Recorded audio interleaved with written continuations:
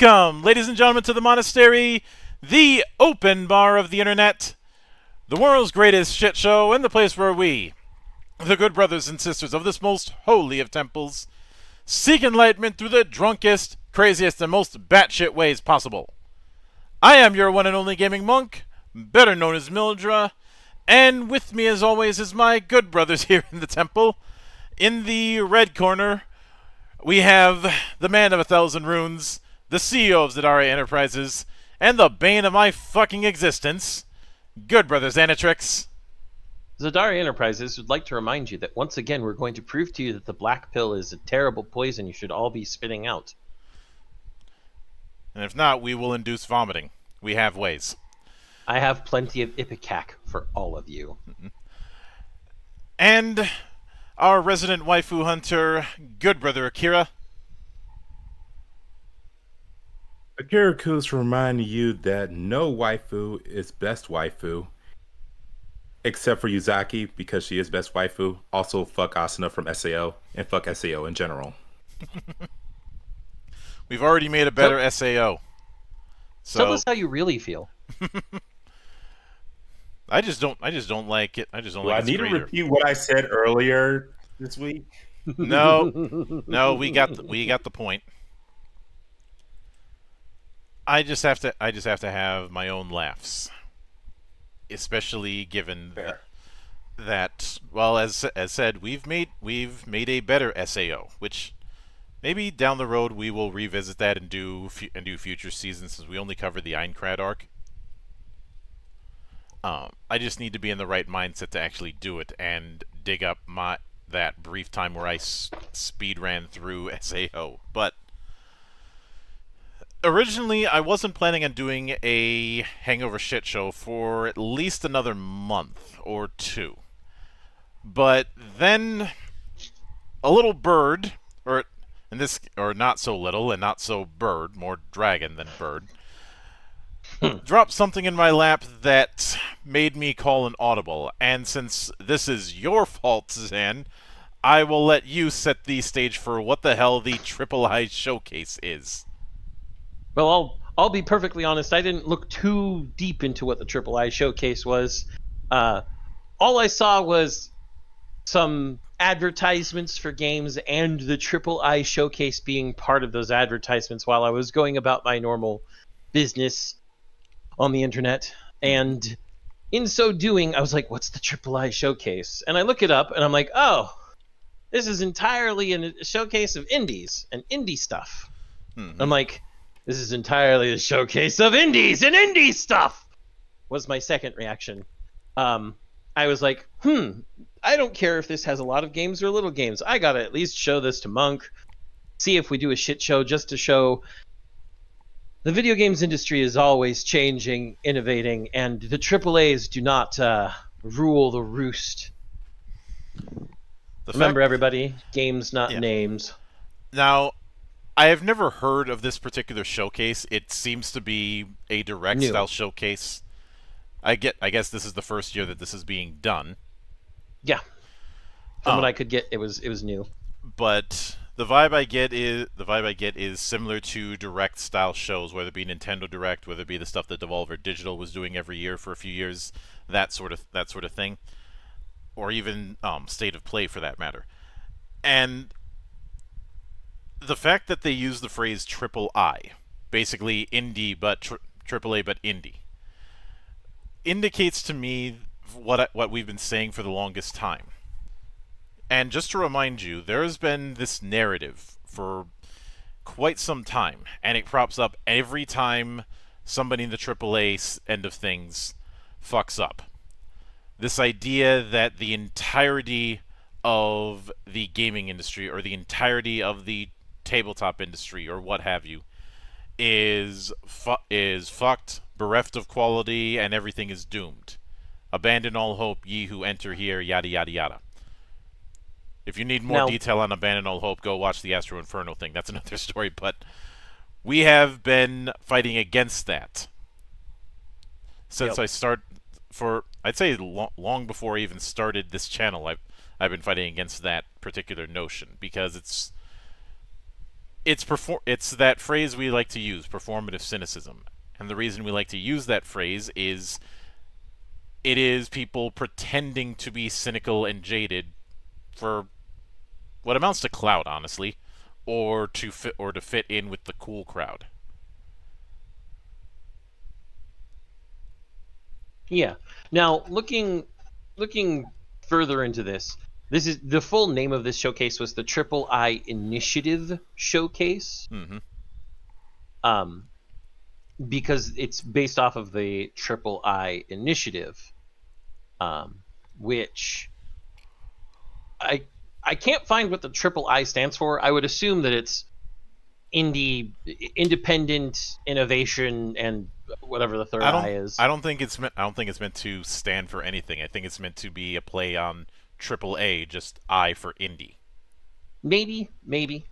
Um, the big thing here is that here's the partners for this Triple I showcase: YouTube itself, Valve, Twitch itself, Humble Gaming, Heybox, which is a Chinese game selling website, as is, I believe, Douyu.com. Mm-hmm. Good Old Games, Bilibili, and the person I put at the end of the list on purpose, Epic Games, because fuck them, I don't care. I mean, they're good for their Unreal Engine and some of the games they've made throughout history, but the Epic Games launcher and store can suck my cock.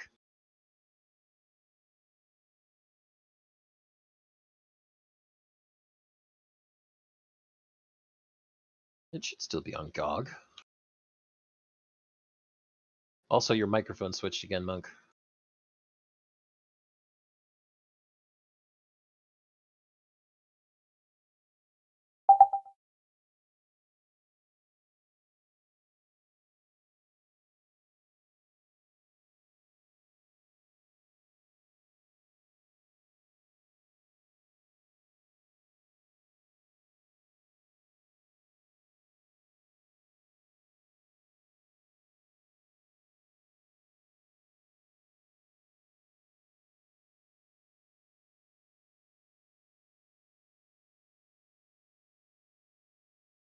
Is your headset plugged in via USB, Monk? No. Have you tried connecting it via USB to see if that helps with it? It's not a USB headset. Oh, okay. Well then. You came back, but that's okay. Yep. But this whole thing, this Triple I initiative, it proves to us, or at least to me, and I'm pretty sure Monk agrees, that the performative cynicism is completely unfounded. It is just people who don't want to find good games because it takes a little bit of effort. Or I think in some cases they define themselves on that cynicism, much in the same way that someone may define themselves on their own personal beliefs. Mm-hmm. So Precisely. if they aren't able to do that, then it means that they're not as special as they think they are. Or it's a case where they care more about the clout than they do actual games, despite claiming to care. And I have zero respect for that line of thinking, as I've made very clear. But I did look at a few of them. There were a handful of things in the showcase that we've already covered, or I didn't think were just updates to existing stuff that I didn't think warranted coverage. But there were a few things that were announced alongside it, as there always are, that I did feel was warranted coverage, and that's going to be the focus for tonight. Because I've got a total of 34 entries. Unfortunately, when I was setting this up in MetaStream, which some may ask why I keep using MetaStream even though it keeps giving me new problems, the reason for that is simple. It is better than the alternatives. It works a hell of a lot better than Watch Together when it's actually working. Mm-hmm. Whereas Watch Together had the old 7-second delay problem whenever people paused. This one doesn't have that problem, and it's a beta product. Of course, it's going to have issues. But the first one that we're covering is one that we've covered before. But we only had the announcement, and that is 33 Immortals. So let's get the show on the road. Into the city of woe. In darkness, 33 souls join together. 33 gather courage against his law. Let's see if I actually add this to my list now. Fell beasts overwhelm you. Unite. Bolster your defenses. Flee his fierce fire. Mend your wounds and press on.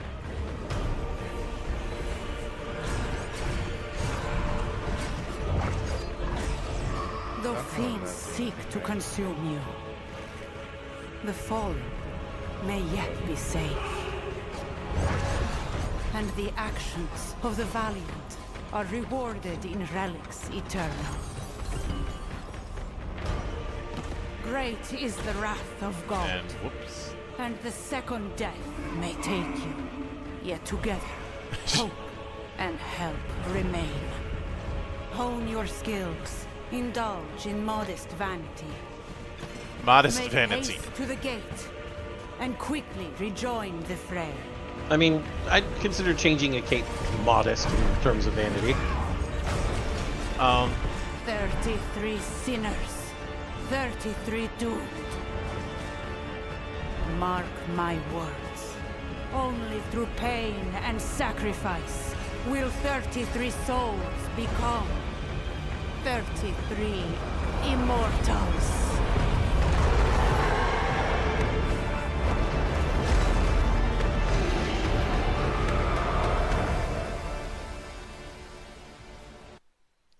Closed beta May 24th. The main thing that comes to mind for 33 Immortals is Four Swords Adventures with extra steps. Not so much with extra steps. It's Four Swords Adventures with extra people. Mm-hmm. I do think whether or not I'd be down for it is going to live and die on whether or not bots are an option. But visually speaking, as far as the main mechanic, I can see some potential in this. I think the other thing that is going to be a determining factor is weapon variety, because we mostly saw swords, bows, and staffs. I think that's role variety instead, Monk. I think the weapons that these different immortals have, it determines their role in battle between frontliner, ranger, and ranged fighter and spellcaster. Mm-hmm. Oh, we lost and got Coops back. No, Welcome Coops back. is trying to get to be able to see the video. Coops, what browser are you using? Chrome. Try Firefox. We've had this problem with Chrome before. Firefox tends to be more stable. Mm-hmm. Well, you and I use WaterFox, Zan, but same framework. It's a fork of Firefox. Mm-hmm. I don't even think I even have Firefox on this computer. Yeah, that might be something to look into, because I distinctly recall having a similar problem with Roll20 where it doesn't like Chrome sometimes. But Probably because it doesn't keep up with Manifest v3 or whatever. Probably. Let me see if I can. I'm gonna mute and scroll back and scroll. I think one of the interesting things that I find are that sigil things that we see in certain parts. They're formations. Yeah.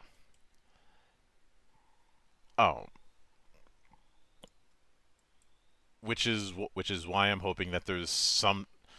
I feel I'm not expecting some degree of full solo offline mode, but I wouldn't mind some sort of bot mode.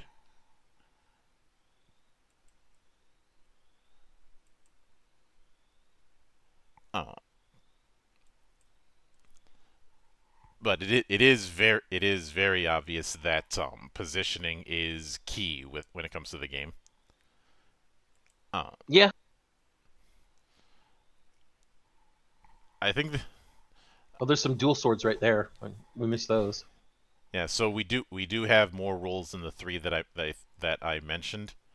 Well, I think the big sword is probably more of a tank fighter, and the dual swords are probably more of an evasion fighter, and then of course the bow is our ranged fighter, and then the staves are our magicians. Mm-hmm.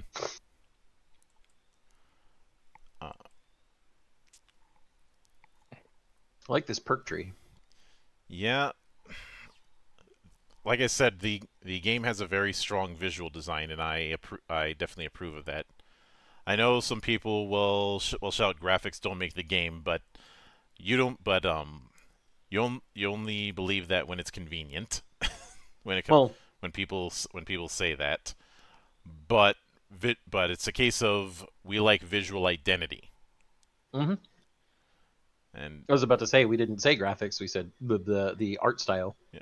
This art style is catchy and bright. And Coops has cloned himself. Probably because he opened it up in a new browser. Mm-hmm. And the original has been deleted. Delete. Mm-hmm. Join together. 33 gather courage We can. against his law. Coops, we can hear the video through your microphone. Overwhelm. Unite. Coops. Coops. Enter your defense. Oh, hold on.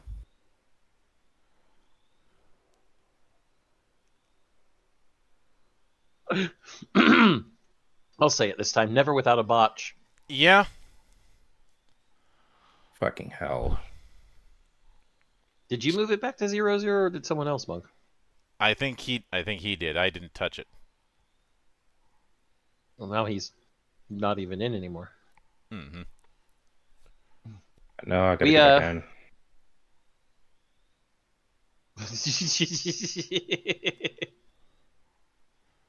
We are currently experiencing technical issues somewhere. Mm-hmm. I don't know if they exist in Metastream or it's a PebCac issue. But open up the join link in Firefox, Coops.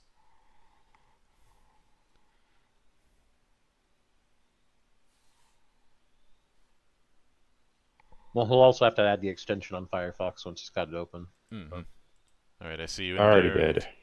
And I've given you DJ roles. So next is for the Kickstarter Atomic Owl, which this one is I guess I could describe it as a platforming owl ninja. You'll see soon. Okay. Oh, let me unmute.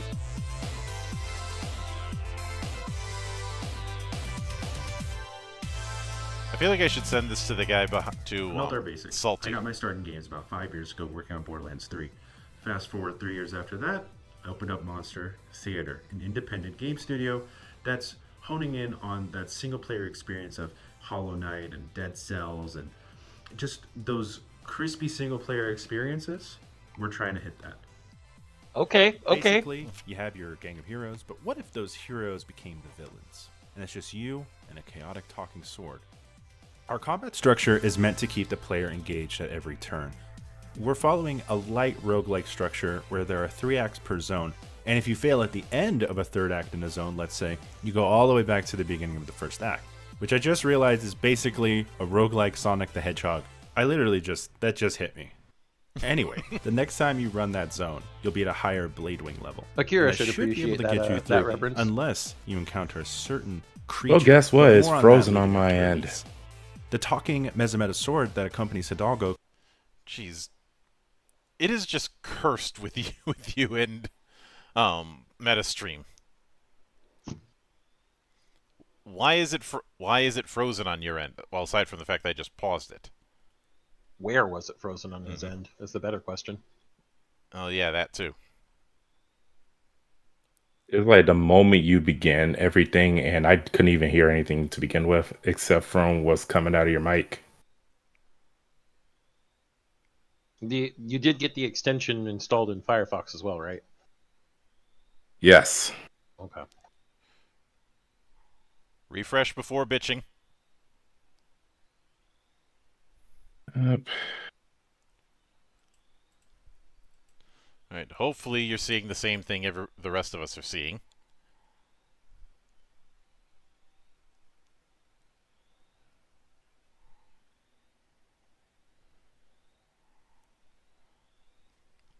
Or is it still just is it still a black screen for you? Still a black screen. Oh,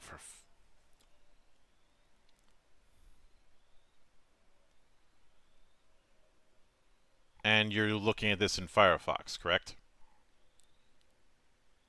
Correct.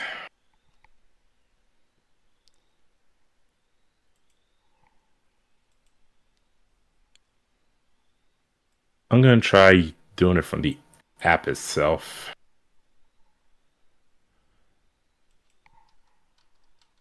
Probably would be better for you. But I don't know if the app itself will allow you to control things in DJ mode or not.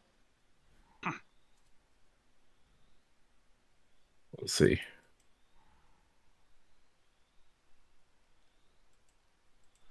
All right, now I can see. All right. So I think just going forward, for you, load it in the app. Because apparently Yeah. that's a you problem exclusively.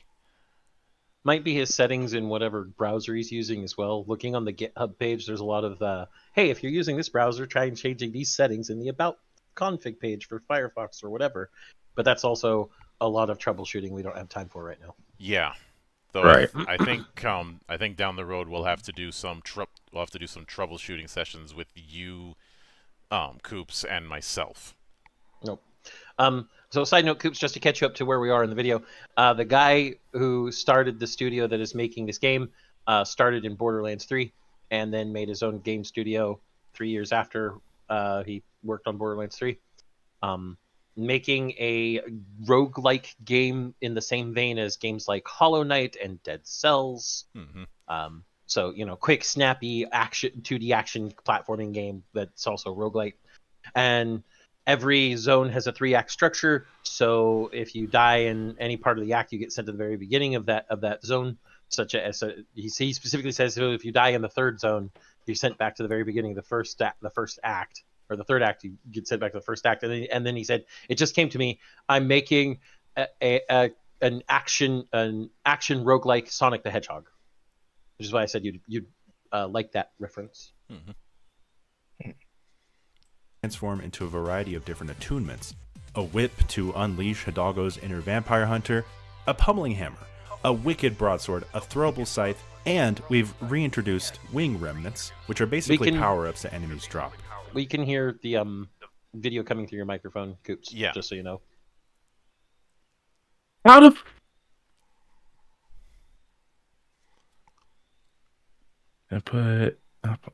How the hell is you... That is some bullshit, man. Could always use press to talk. Is it from Discord? Yes, we hear it through Yeah, in Discord. I'm about to put a push to talk. This is some bullshit. Again, Just means never you have a without sensitive. a botch. Just means he has a very sensitive microphone. Mm-hmm. But I have a freaking Yeti, for fuck's sake. I'm more surprised that this didn't happen when we did the study hall. He was gone for part of that study hall, remember, Wrong? Missed the waifus. Fair. Anyway, moving on. Void Crow form, and the not yet revealed publicly Spark Falcon. But more on that soon. Void Crow form. Atomic Don't you Owl mean takes a lot of Karasu inspiration Tengu? from indie games of the aughts. We were heavily inspired by Shovel Knight and Celeste backgrounds, so we wanted to make ours as dynamic and as interesting as possible. Imagine Cyberpunk 2077, but the inhabitants are bird warriors.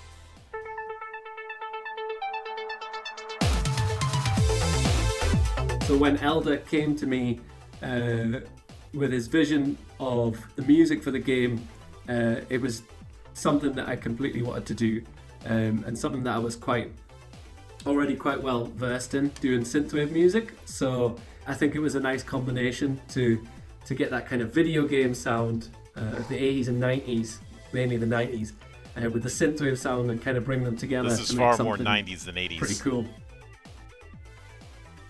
It's I want to thank synthwave, Premium man. Edition for taking the time and reaching out to us and being such an amazing partner to work with on our physical editions, which right now are PS5 and Nintendo Switch. I also wanted to credit Morpheus Records for helping us distribute our awesome looking vinyl, and Neon Demon for really putting together such incredible artwork for that limited edition vinyl as well. We want to make sure our imprint on the environment is as minimal as possible. And so to do that, we've partnered with Midgard.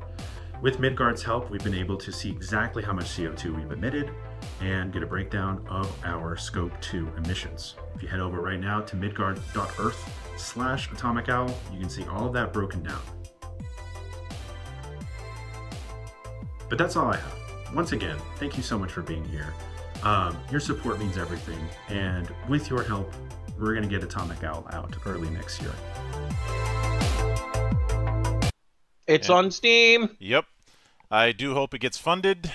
So next is a project that I've talked about a couple times in the past, and it's one that is going to appeal to both Zan and myself on multiple levels, because we have Metroidvania and we have Taoism in Bo Path of the Teal Lotus, because that finally has a release date. Wait.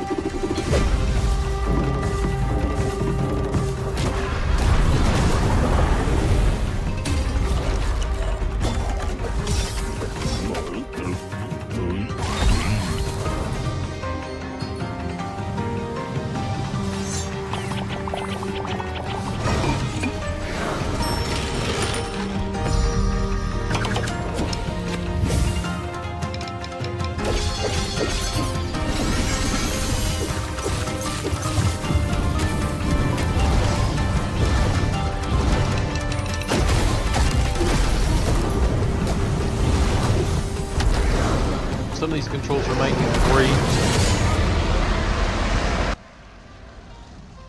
July 18th, 2024. And what did you say it reminded you of? Some of the movement reminds me of stuff from Ori and the Blind Forest and Ori and the Will of the Wisps. I can see it. Before we move on, And hello, Kira. yes, it's fantastic. Give me just one moment. I want to make sure. Okay, Nintendo Switch, PS5, Xbox, and Steam. Steam is good.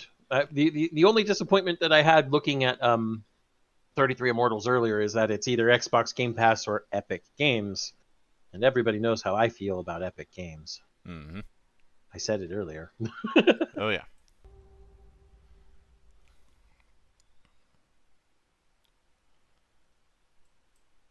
So next is Dino Lords. This one I'm going in blind. But, if anyone makes any Dino Sauces jokes, you're the real ones. Could get any worse. The Danes are coming. The Danish are coming. A lord of England must tame the land.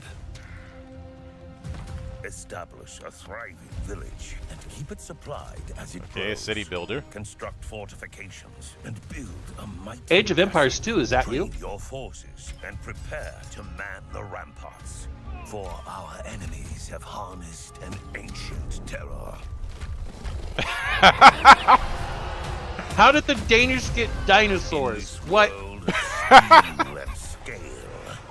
Only the bravest leaders, the ones who can defend their strongholds, the ones who can raise an army, the ones who can fight together. Wait a minute. Is the Lord directly controllable? Yeah, it looks like, and we might have co-op. Dino Lords. Because the Lord looks to have done a dodge roll there. Yep. Steam Early Access. So we have it looks like there might be a little bit of action gaming in that. Let me check Steam real quick, actually. Give me a second to look up Dino Lords. And yeah, it seems like it's... At first I was thinking, okay, this looks like a more action-y version of Stronghold. Then dinosaurs show up. As you do. Okay, so here are the tags for Dino Lords on Steam. Early Access. Hack and Slash. So that definitely implies that you control your Lord as a character that actually fights. Action Real-Time Strategy. So there's definitely an action involvement there. Player versus environment, city builder, strategy, real-time strategy, action adventure, 3D, dinosaurs, top-down, historical. Base building, narration, colorful, medieval, realistic. We need to have this tag removed. Realistic. Remove this tag. No. Tactical, economy, and automation. So it definitely seems like reading the actual early access section,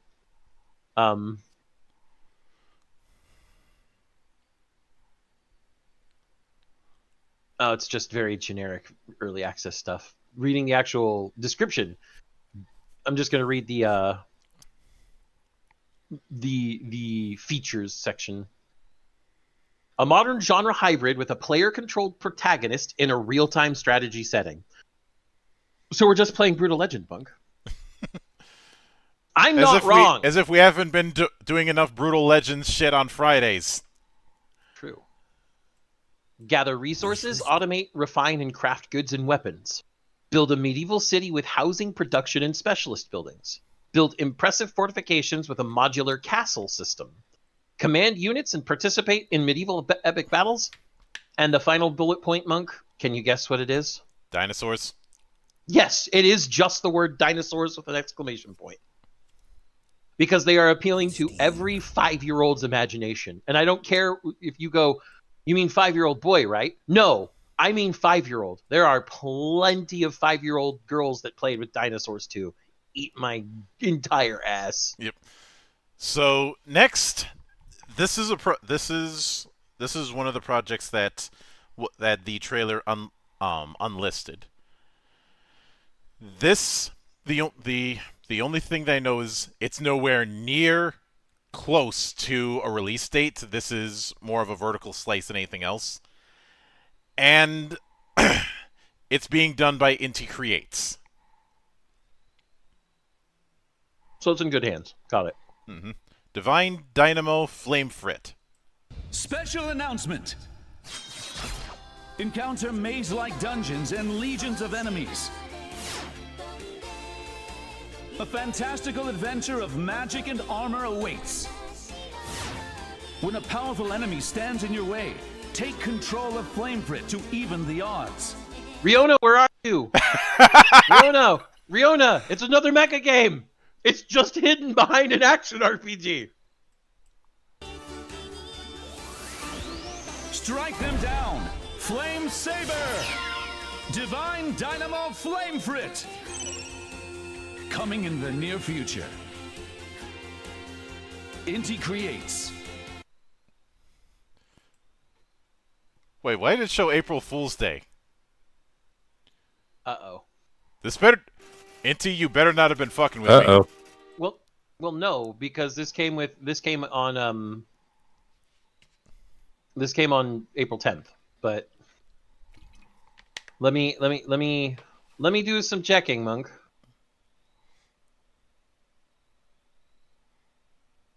It has a website, an official website.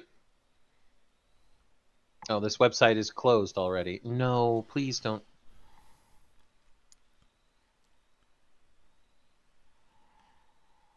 Hold on. If this is a rib, I swear to fucking God. Please don't do this to us.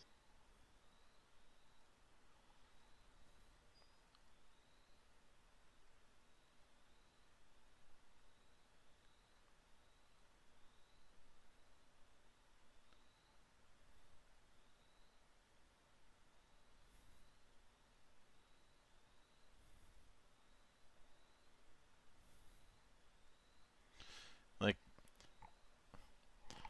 there was the article that was put up.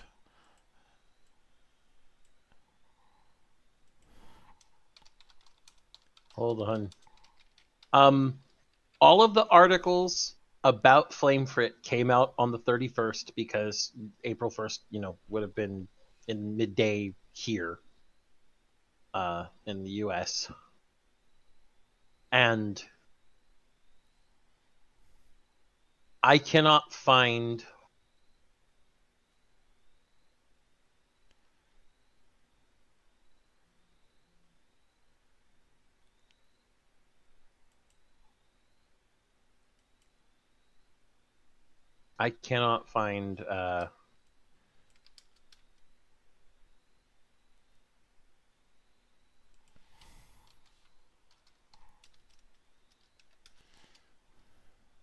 Yeah, and it says site's closed. Yep. Um. Okay, hold on. Someone has pointed out that the characters in Divine Dynamo Flamefrit are actually from Inti Create's upcoming game Cardon Seal.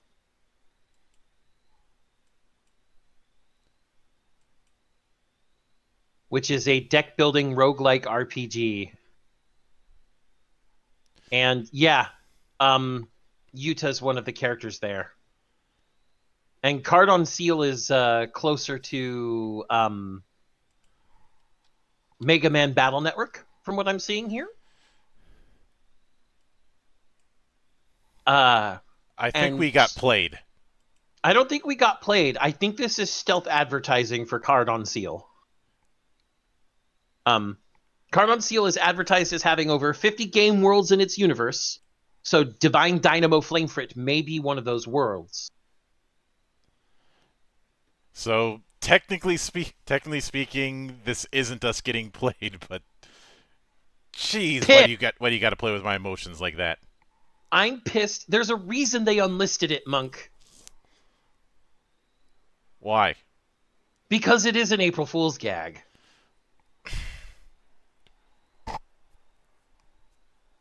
Don't I feel like an idiot? Anyway, I just don't. Don't worry, I will Creates? have something to fill our mecha needs very soon. Well, let me just say one last thing. I'm sorry, Riona. It doesn't exist. I'm sorry. But however, this does make me want to get Cardon Seal. So put the link to Cardon Seal in Council if you would. I'll take a look at that later. The Steam link? Yeah. Okay. I you know me, I don't know if I'm one of the few, but I fucking love Battle Network. So do I. It's the reason why I got Far East of Eden and Eden Duels, even though I didn't read that part. Cardon Seal is a deck-building roguelite RPG adventure featuring over 300 characters and 50 vocal songs. And then the tags on Steam are RPG, deck-building, story-rich, roguelite, card game roguelike, PvE, anime, card battler, 2.5D, 2D, 1990s, cyberpunk, retro, PvP, tactical, combat controller, grid-based movement, and multiple endings. So they wanted to just throw. I feel like there was some debate about what genre they were going to tackle next after Gunvolt, and then somebody said, "Why not let's do all of them?" Monk, You are forgetting the very important thing about the tags on a product in Steam. None of them are developer defined. These are user defined tags. Fair. Still, I wanted Flame Frit. God damn it! Ah! Somebody's going to go back to this recording and go, you can pinpoint the exact moment when its heart rips in half. My heart doesn't rip in half. This is just... Well played, Inti Creates. You made me want your card battler game by fucking giving me the old switcheroo. This was the bait and switch, Monk. This was the fucking bait and switch. But we still didn't get had because it's still in there somewhere. The funny thing is, I was seeing some people tweeting that Mighty Number 9 is overhated. Now, to that I say, no.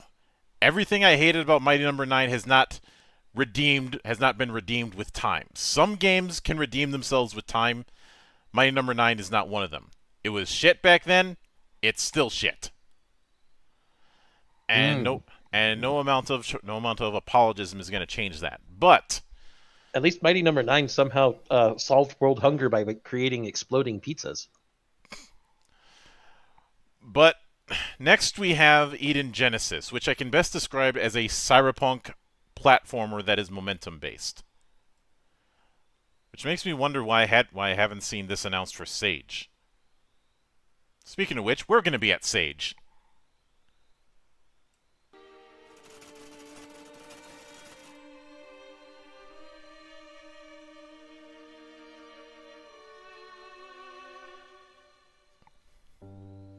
It's been over 3 years since I got my now, and I never thought this would happen to me, but I'm really screwed.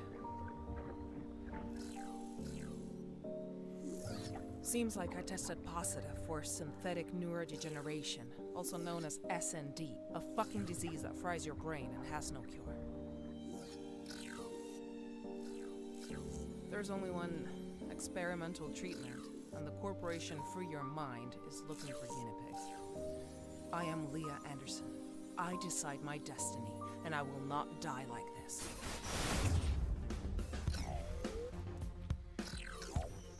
Oh, that's one way to do a menu.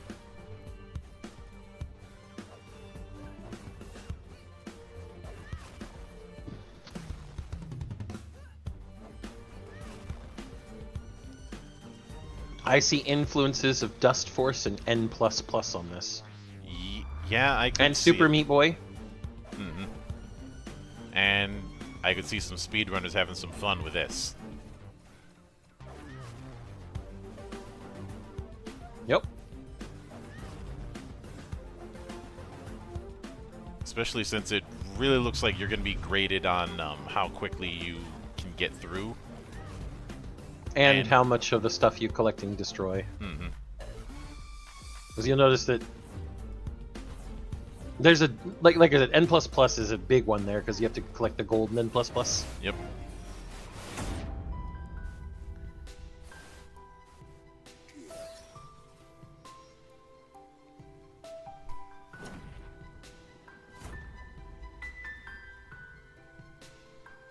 Early 2025. 2024. It's currently kickstarting. Ah.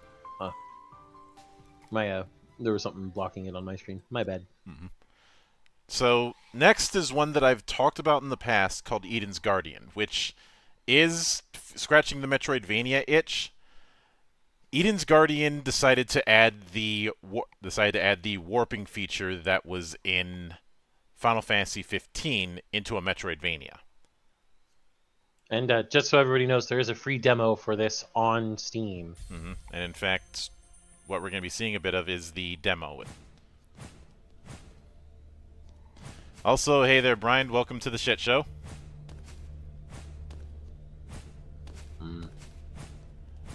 Hey, look, someone can get over the tutorial area. I guess their name isn't, what was his name? Dean Takahashi? Yep. I'm disappointed that nobody made Bakahashi jokes at his expense. Well, nobody wanted to dishonor the name Takahashi, Monk. It's not all Takahashi in the world's fault that Dean exists. Just his parents. But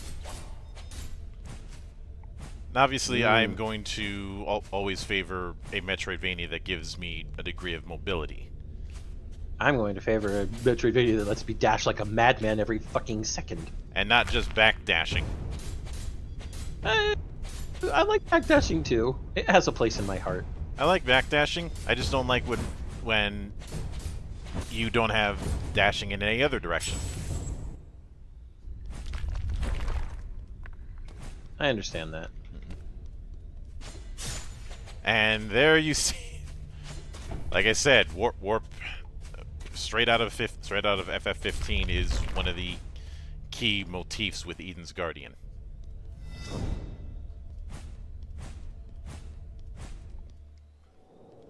Which opens up a lot of possibilities for platforming.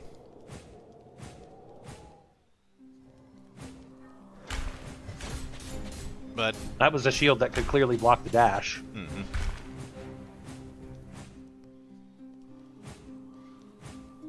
Visually, I've seen some compare this to Blasphemous, which I can see in the extent of a very gothic affair, but gothic is a very broad term.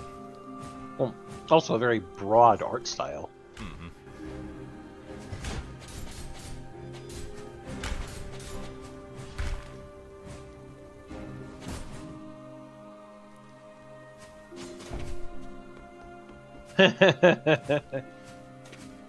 But there's your save point, I'm sure. Mm-hmm.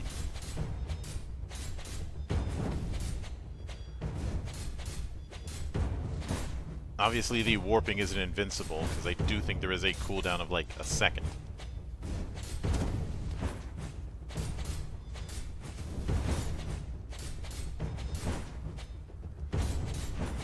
Just like any good dodge, there's an invincibility moment. Mm-hmm. I'm not sure how I feel about that screen shake every time you hit. It doesn't really bother me. Wait a minute, did... Ha! Rebounded the sword off of the metal plate there. Mm-hmm. That was pretty cool. Like I said, this whole warp strike thing opens up a lot of possibilities for both combat and for life platforming. leech. Yep. MP for life leech, and then if you hit when you're not using your MP move. Very cool. Mm-hmm. Also, look, beating that boss lit up one of those little lamps or whatever it was. Yep. I don't think this is doing the roguelike version of Metroidvania we've seen. I think this is just a straight up Vania. This is currently on Kickstarter. It recently hit its goal, so it is going to be seen through. No, this is listed as exploration Metroidvania, not roguelike. Mm-hmm. It doesn't have roguelike in the tags on Steam at all. Yep. Oh, I see though. Yeah, bouncing it off the bouncing it off the metal plate, using the rebound to get up to places. Mm-hmm. Though that is good signposting regarding the walls there. Yeah. The wood walls allow you to get to them to clean them so you can triangle jump. Mm-hmm. The metal walls allow you to rebound your sword. Oh, you had to just pull the levers. That's what it was.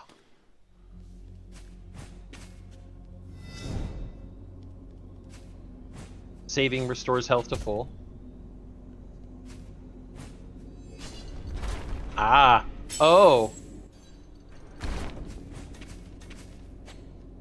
You have to leave your sword in there to open the door temporarily and then hit the switch later. Mm-hmm.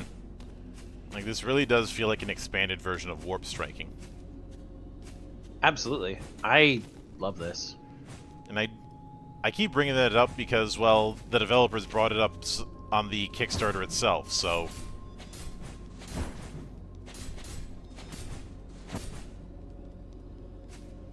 Okay. Hey, the mini boss became a normal enemy. Look at that.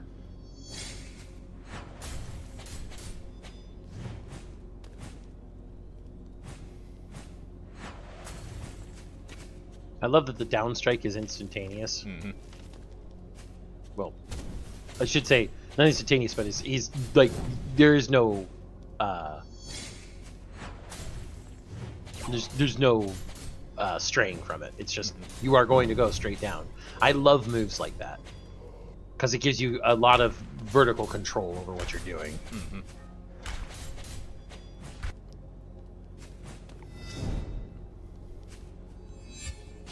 Bink. Yep. And then, of course, more triangle jumping because, of course. Oh, that's nice.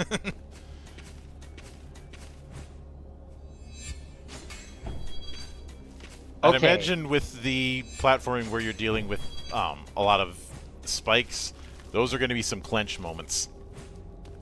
I love it.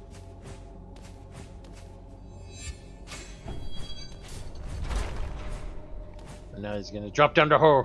Mm-hmm. What's over here? A new area. And a cutscene. That doesn't sound very friendly. That doesn't look very friendly. Oh, wow.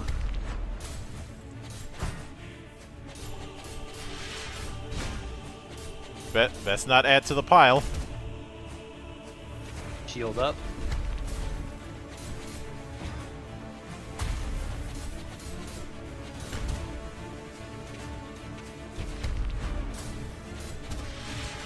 Oh, got hit by staying inside their hurt box. So he has a halberd and a bladed shield. Yep.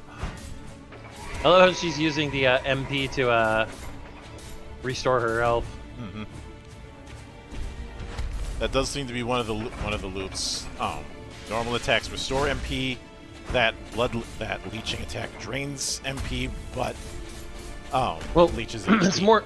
It's more aura. Like they turn on this aura that starts the MP ticking down, but it allows them to leech MP. Also, have you noticed that the I think that's different at least. What, his hair changed colors as you went down. As he's dying, yeah. That is a cool signpost. If you don't want to look at the health bar, I wonder if they have a mode to turn off health bars. That would be kind of cool. I could see that being done in challenge runs. Good. Okay, that was baller. Very baller. Looks like, are they from Spain or from Latin America? The developers? Spain. Okay. Okay, I know why people are making the blasphemous comparisons then, all things considered. Yeah. I mean...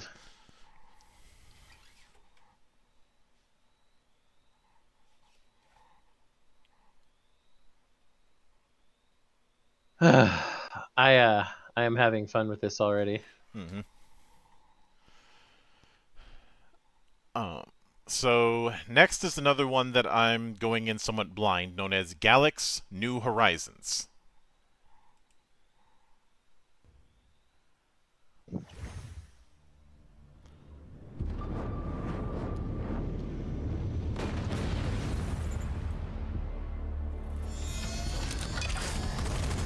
Robots.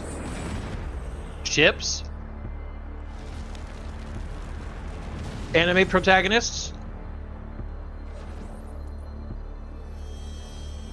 Wheatley. What? Not Wheatley at all.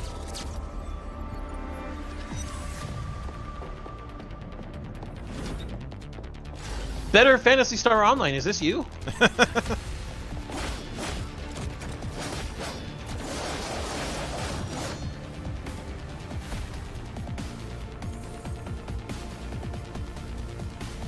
Yeah, it is giving off that vibe.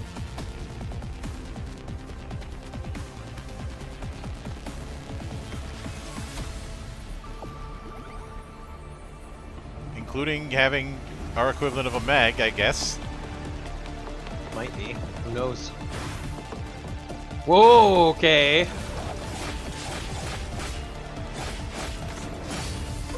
We've already seen like 4 different weapons.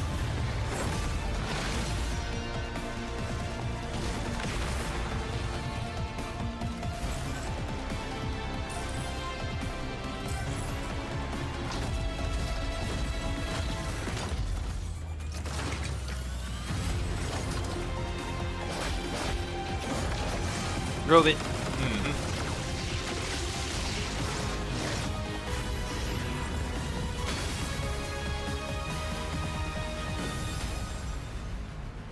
Okay, before we go beyond, let me check where that is. I If did it's see anywhere. Steam wishlist at the titles, so Okay. So before we get into the next one, let me check a thing.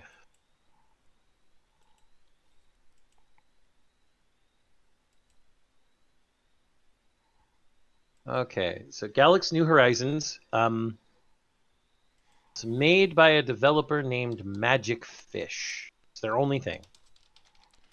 The name is in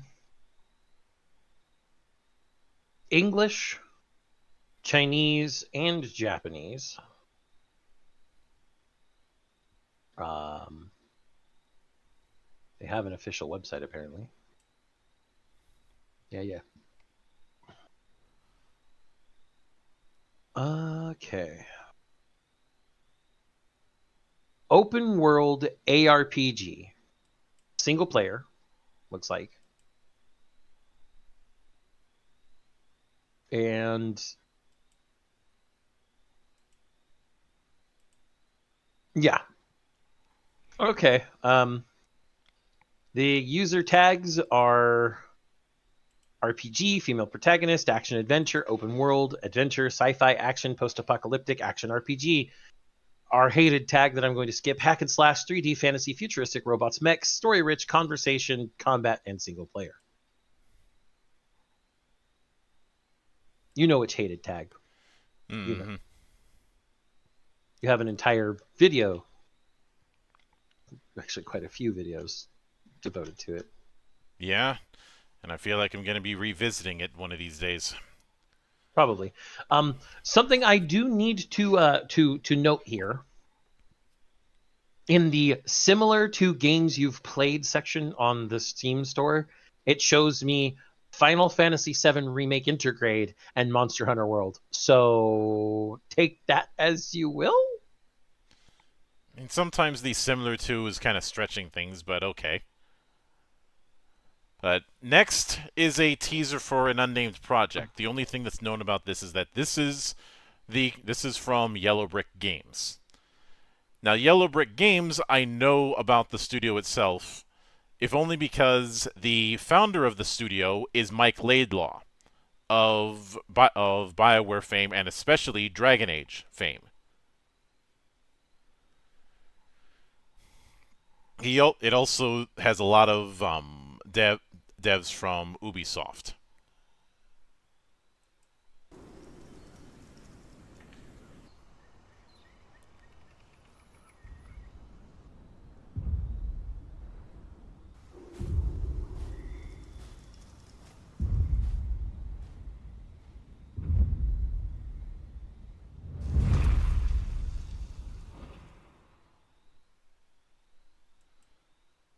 Like I said, not a whole lot to really say on that. Just that they're working on something. I have a feeling we're gonna see what that something is in the next time we do one of these shit shows. Call it a hunch. But the next project is we finally have a release date for something that I remember talking about a few years ago: Gestalt, Steam, and Cinder. Indeed.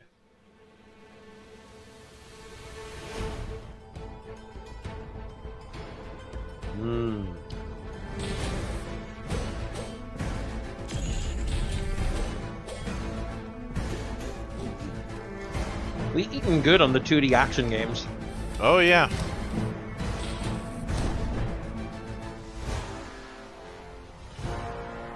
Especially since this tech level is something I'm always going to be fond of. Magipunk? Yeah. The whole magic and technology not being adversarial, but two halves of the same coin.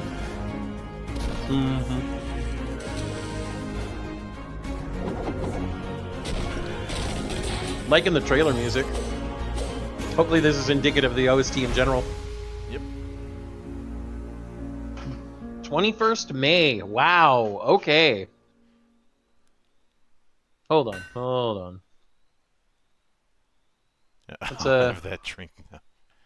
Yeah. She'll have that drink now. Mm-hmm. Gestalt. It's on Steam. I know it's on Steam because I've had it wishlist for a while. Same. I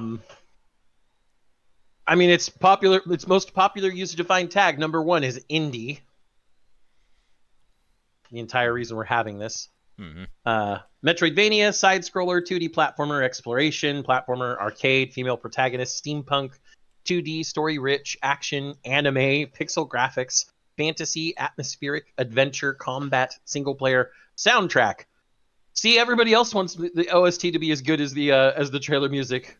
Mm-hmm. But next on the list is Iron Saga Versus, which reminds me a lot of the Gundam Fighters back on the SNES, as well as Battle Assault, and you'll see why.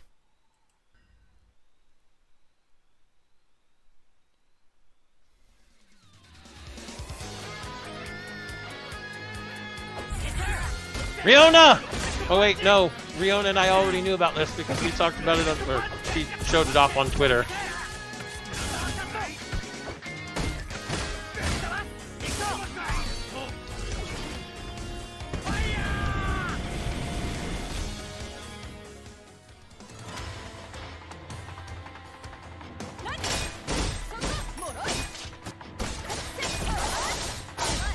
I think you can see why I was referring to Battle Assault with this. We haven't had a mecha anime fighter in a while. And that's basically what this is. Mm-hmm. Boss Borat.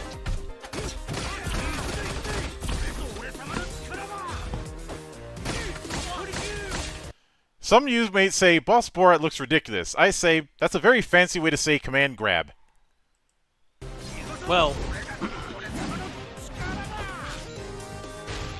some of you might say Boss Borat looks ridiculous. I say that's a very fancy way to say the most cost-effective robot built in the Mazinger universe that somehow manages to keep up with Mazinger despite literally being made of junkyard parts.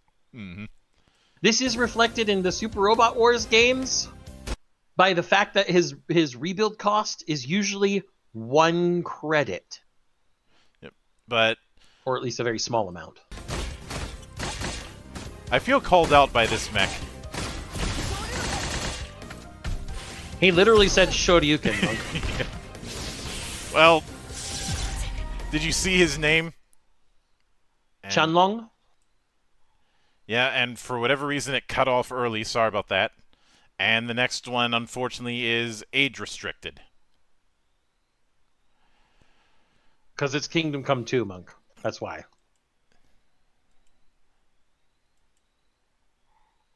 Which means I'm gonna have to improvise. So it's you're gonna have to. Everybody's gonna have to watch it on their own spot.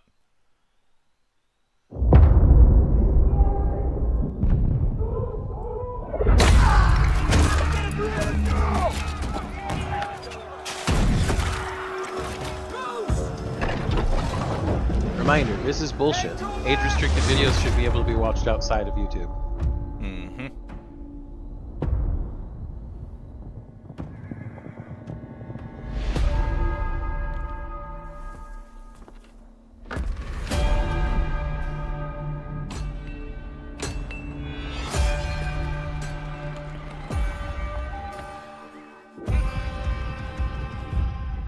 I always dreamt of leaving this place.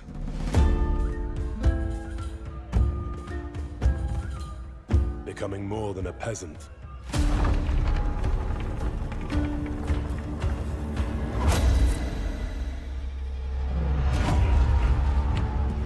know the trouble with an adventurous life?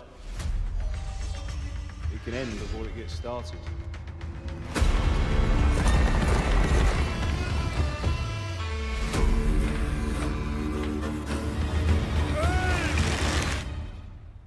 Congratulations, Sir Knight. You finally become a man.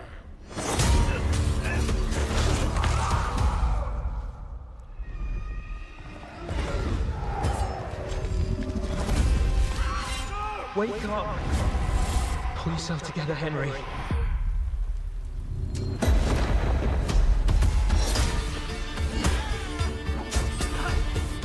Oh, looks like we're still doing the same first-person combat we've done before.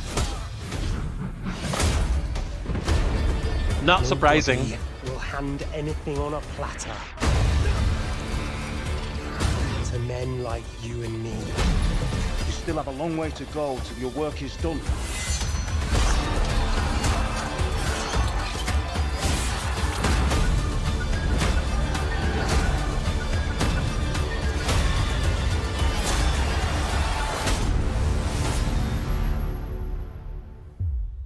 O merciful God, be kind and protect us, so we don't blow our arses You can also off. pet the dog. Amen.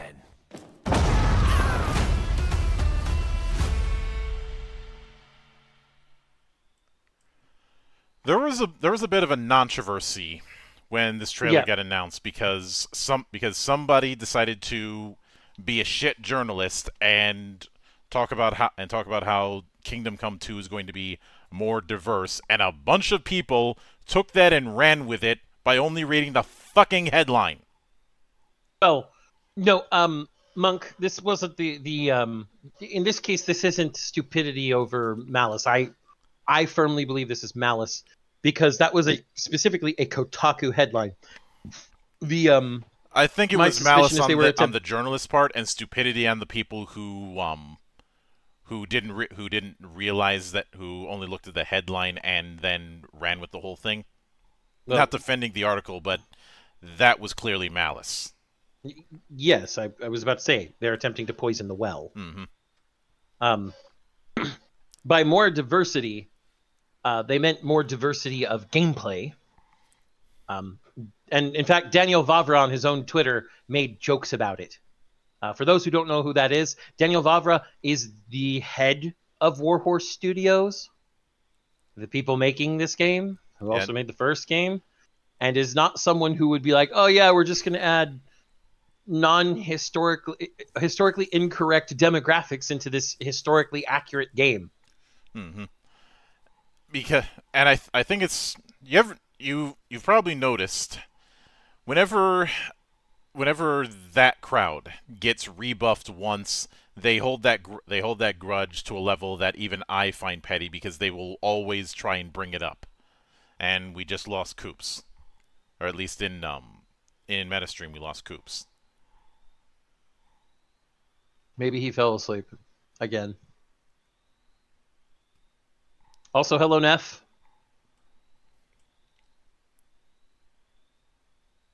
But the big thing here is that Daniel Vavra is not someone who would become historically inaccurate all of a sudden. He has already been. And I see a 0 in the chat. Oh. Hello, Zero. You just missed us talking about Kingdom Come Deliverance 2. Mm-hmm. But I'm not annoyed at the article, and I knew that Vavra wouldn't play that kind of shit.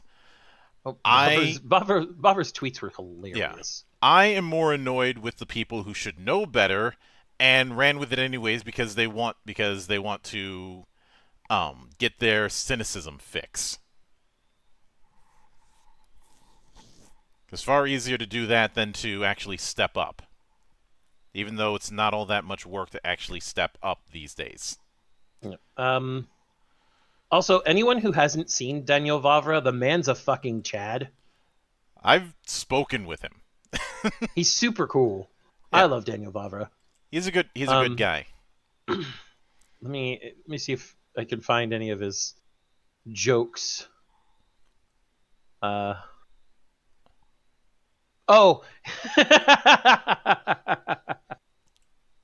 He posted, it will be more diverse and accurate this time, and it's a picture of Gandalf with an AK-47, because of course it is. Mm-hmm. And then I'm here to bring you historically accurate exploding barrels, among other historically accurate things. It's going to be accurate. You can trust me. Can you guys freaking hear me? Now we We can can hear you. now. I was wondering What happened. the fuck? Yeah, I was wondering I what was happened here- when you got cut off. The fuck is going on? You know what? It's probably voice mirror. Probably. There's a reason I haven't used voice meter in years. I mean, never without a botch. Mm-hmm. So that's all I'm gonna say. Yeah, I thought it was odd that I was seeing you in Discord, but not in MetaStream. So just hit the join link again.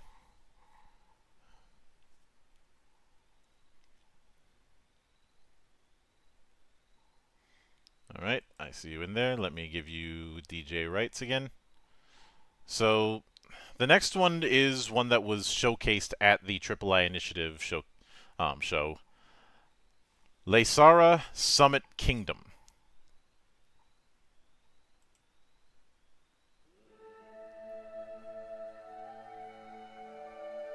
Oh, this seems like a place that's well within our wheelhouse. No, an isolated set of people on the side of a mountain, Monk. I can't imagine why we'd be associated with that at all. But we can already see why it's called Summit Kingdom. Mm-hmm. Also, did you see that mission, Monk? Well, that's what happens when you build on a mountain. One second, just to point it out to everybody, if I can find it. Was it past this one?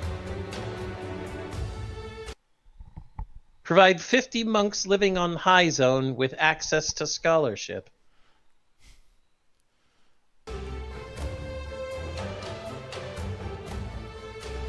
You have to build bridges between the zones, and then there's the avalanche, which of course causes a massive damage. Mm-hmm. Now that's a lot of damage. I don't think Flex Safe's gonna fix it this time. Oh, that's pretty. Okay, that's very pretty. And that definitely looks like a Tibetan temple. Yeah. And this is definitely my wheelhouse, because for those who don't know, the image that I use in the pre-stream part of my live streams is the Taktsang Temple in Tibet, also known as the Tiger's Nest. Now, that you can see here on the trailer, the game is out in early access. Mm-hmm. It's $20, $19.99. And it very much looks like your typical city building game, except your zoning is a lot more precarious, obviously. Which might offer some interesting bits of potential. I bet you can get different versions of the mountain too. I'd not imagine not only that, but you may have to deal with several mountain zones. Yeah, that would be cool. Mm-hmm. And having a lot of fun looking at this. Obviously, the Taktsang Temple isn't built on a mountain; it's built on a large hill.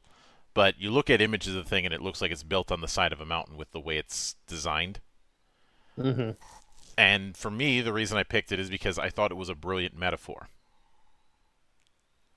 You know, this holy ground that's isolated to the point where only those who have some clue or no clue of what they're doing would venture.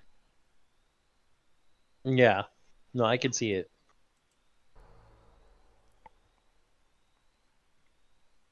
Next, we have something we've talked about before. Yeah, it's just that now we have another closed beta. God damn it.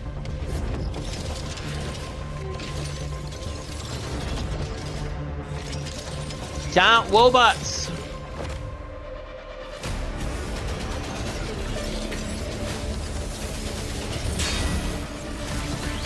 Giant robots. With funnels. Oh hey, look. It's Zeta Gundam with its Wave Rider mode, or the Hyakishiki. Either one works. Of course, I now know that Zero, since he's watching, is eating good with the rest of us. Giant robots, Zero. Ones that are doing mobility instead of tanks with legs. Don't get me wrong, I don't mind tanks with legs, but I want my mobility, damn it. Which is why Armored Core 6 is so good.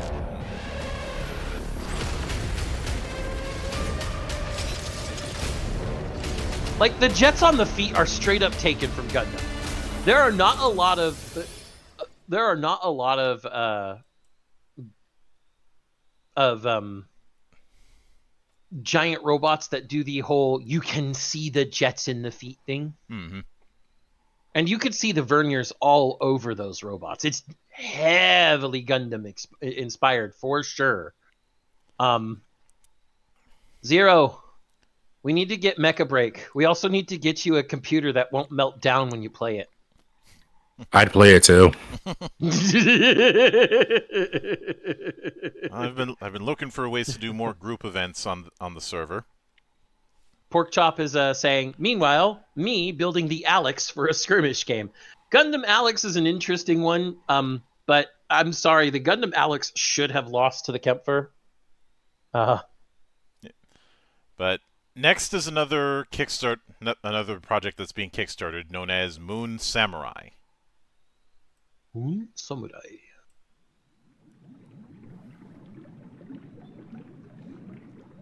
Is Mecha Break on Steam wishlist now? Yeah. I probably already have it on my wishlist then. Yes, I do.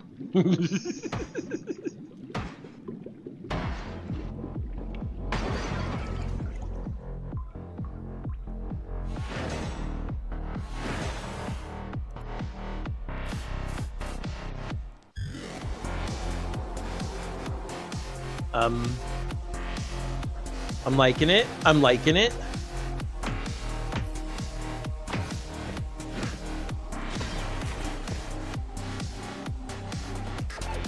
The way the movement is set up is reminding me more of old school Prince of Persia in terms of how precise it seems to go with its animations. Yeah. Let's hope it's a little more forgiving than old school Prince of Persia. I mean, old school Prince of Persia taught very young me the value of patience. So, oh, there are. Oh, Sifu, is that you? I was gonna see this.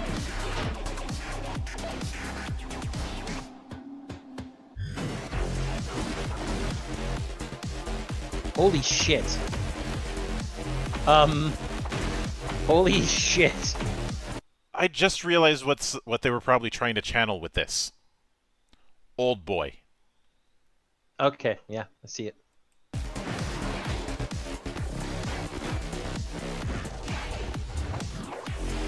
Wait, can you change your weapon between those forms? That'll be interesting to see.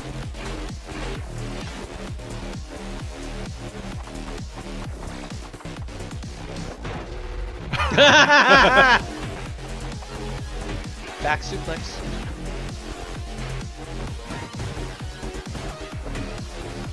Was that a laser fan? Yes. God damn it. I need this game yesterday. But wait a minute.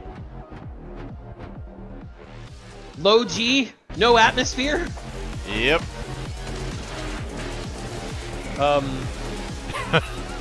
Okay. Hold on. It's on Steam. It's by a developer named Nunchaku Games. I do have a feeling this is the kind of game that is going to demand patience. Metroidvania, action, 2D platformer, adventure, action-adventure, 2D, cyberpunk, pixel graphics, space, robots, indie, futuristic, retro combat, and single player. As for Moon Samurai is an intense, engaging action-adventure that slips players into the high tops of a young warrior on a mission to defeat a corrupted government in a dangerous lunar city, the state of Ram City. And that's RAM as in random access memory. Mm-hmm. 30 different combat mechanics. Prefer fair hand-to-hand combat or ready to take up weapons? The choice is yours. The main character already has at least 5 variants of dodges and blocks, and we're adding more and more. Our main goal is to make the fights as satisfying and exciting as possible. Take a breather from the hurricane-paced battles to explore Ram City and beyond via realistic climbing, parkour, and puzzle solving to unlock new locations. Try everything. The environments provide endless opportunities for interaction. Take a pool cue and crack your enemy over the head, or throw a bottle at him, or kick a chair at him, like in the best Hong Kong action movies. We have many surprises in store for your enemies. Okay, okay. We see their inspiration, Monk. Cyberpunk Kung Fu Wuxia movies. Yes. Yes, I need this yesterday.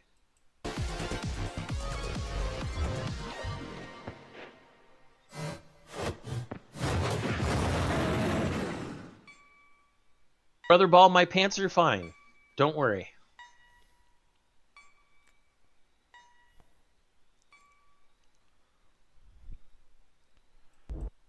So next is one that I've showcased when Alpha Beta talked about it. Mullet Mad Jack is what happens when somebody watches Crank and decides to make an FPS while watching a bunch of 90s anime on VHS. Well, also taking some inspiration from a Cruelty Squad, clearly, with that fucking palette.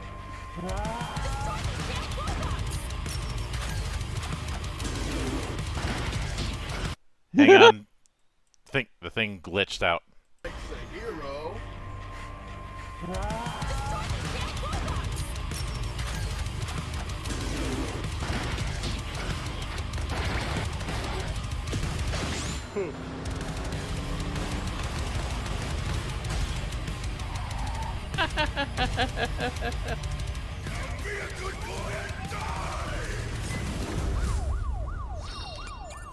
How does he make his mullet look so good? So OVA FPS. Yeah. The demo even had a fake ad for the pre-order advertisement, as if it was advertising an old OVA on VHS. Well, and then over on the right side it says anime action. Mm-hmm. How does he make his mullet look so good though? Because he's mad. The mullet should not look that good. Also, just to let everybody know, Mullet Mad Jack is also has a free demo and is also selling its fucking OST for like $3. Mm-hmm. The main gimmick doesn't have a price yet. This is a roguelike shooter that has very short levels because you have 10 seconds to live. Doing executions and the like can add seconds. But this thing is madness. Playing through the game is like running on instinct. You're basically playing Crank. Well, no, I'm trying to think of what game was it?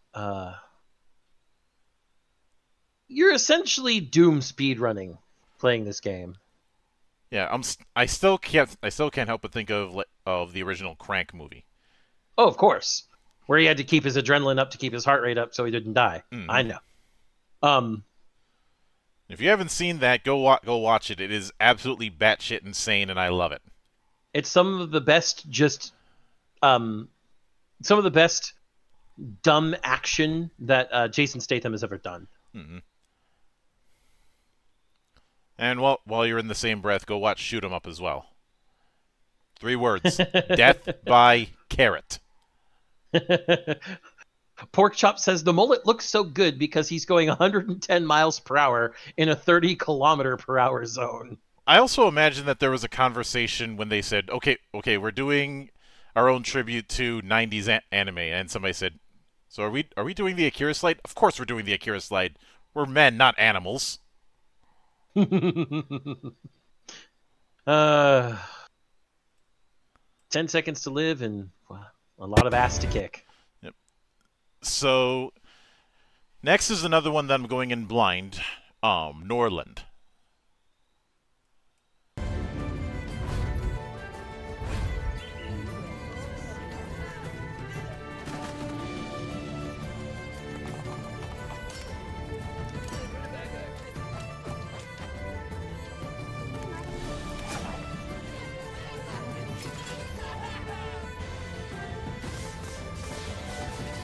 There's a small part of me that wonders if somebody who is designing this played through Cultivation Simulator.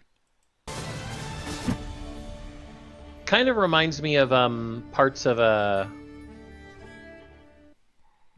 some of the Might and Magic series too. I could see it.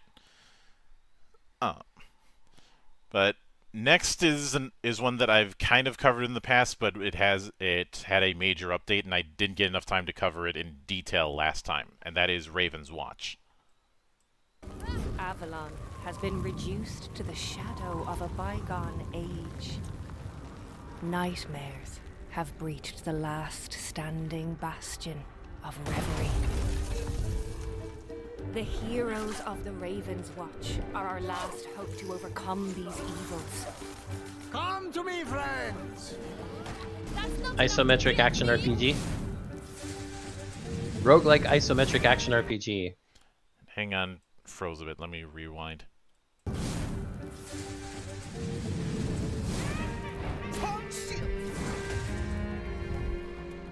Raven's Watch, heed my call. I am Morgan, for Avalon! And return my dear brother to his eternal rest. For reverie! Is this implying that Arthur's I fear a body darker got menace lurks possessed deep by within the shadows? dark magic? Well, this game's already out. Mm-hmm. Or at least had its early access major update. Yep. So next is Reynatus. This has been out. This has been announced for a while. The original video that I had was just a trailer, but I wanted to show actual. We covered this. We actually covered this a little while back during the last Shitshow, but we actually have gameplay, at least a little bit of it.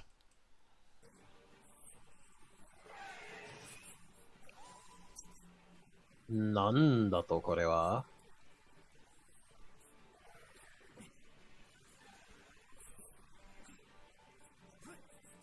Wait, are they absorbing the magic when they get those indicators? Looks like.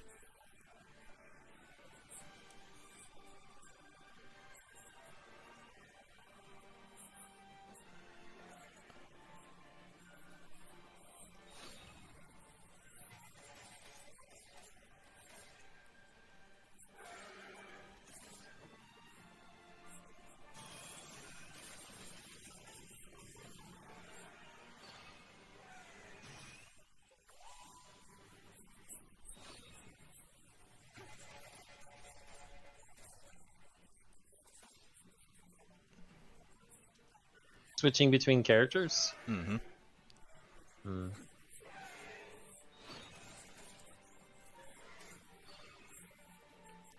There's definitely a clear combat loop. Yep. You get the dodging stuff as the person in the but then when you're out of your cloak, out of your hiding, you don't get the indication to dodge stuff. Mm-hmm.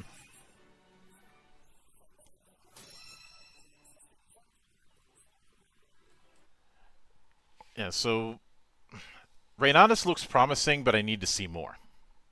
And I have a feeling we're going to see more very soon. Hopefully.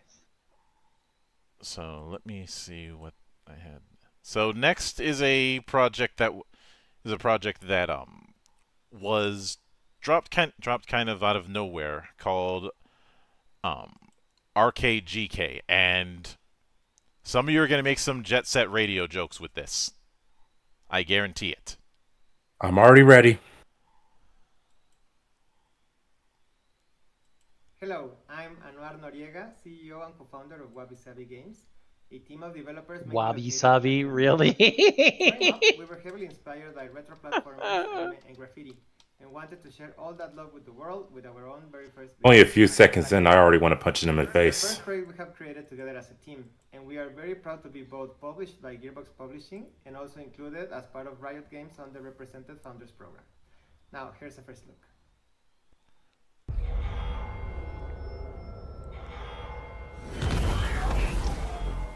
They erased everything that made our city great. Our art. Yep, there it is. There it is. Scrubbed and drained. But I know what I have to do.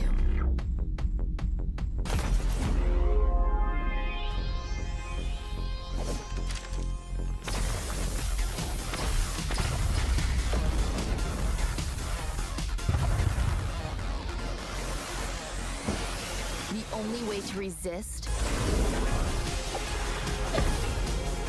get our voices back, What? is with Dakugaki. Dakugaki, yep.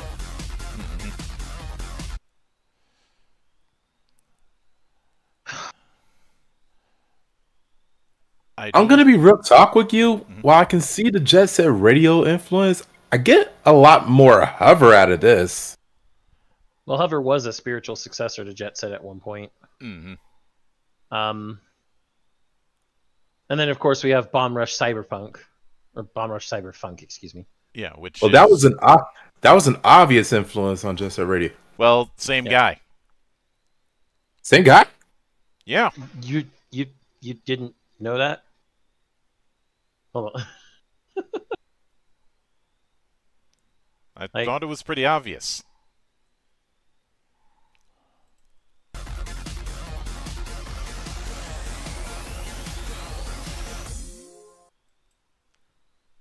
Before we go into the next one, Monk, Mm-hmm. I do have to explain, first of all, why I laughed at Wabi Sabi. Wabi Sabi is an art. Okay, I'm not going to get into the details. So, at the risk of severely oversimplifying, Wabi Sabi very loosely can be translated to mean the beauty found in imperfection and simplicity.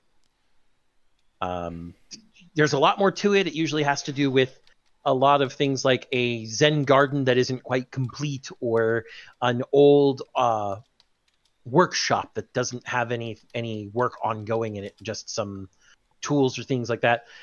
It's incomplete because not everything is there, or it's imperfect because not everything is finished, and it's usually considered rustic or austere. That's the first thing that made me laugh. But RKGK, that's that's old ass internet slang from Japan. And Rakugaki, again, at the risk of oversimplifying, can be translated as sketch or doodle. That's why if you go on Pixiv and look at a lot of sketches, you'll see RKGK in the tags. Mm-hmm. Or a bunch of Japanese artists on Twitter or other places. They'll post up a sketch and they'll say RKGK. I had to explain that to a buddy of mine. Yeah. So this whole thing is a bunch of fucking weebs, and I love it. Mm-hmm. But next we have Runa. This is one project that's currently on Kickstarter, and I see a whole lot of promise. I've seen some, like even in the recommended, some people are saying it's inspired by Persona or Xenoblade. I think both of them are a stretch, but I could see more of the latter than the former.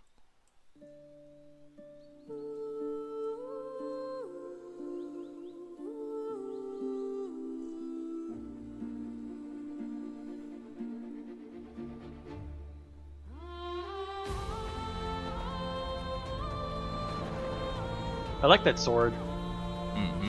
That sword looks fucking cool. I hope that's not a stock asset. I hope that's something they designed.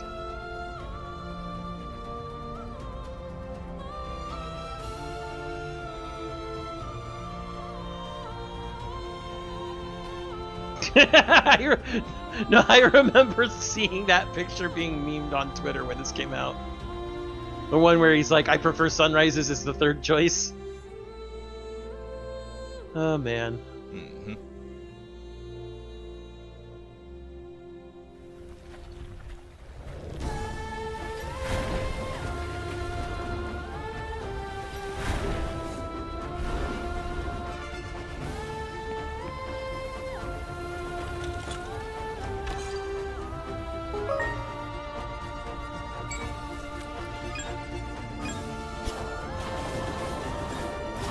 Wow.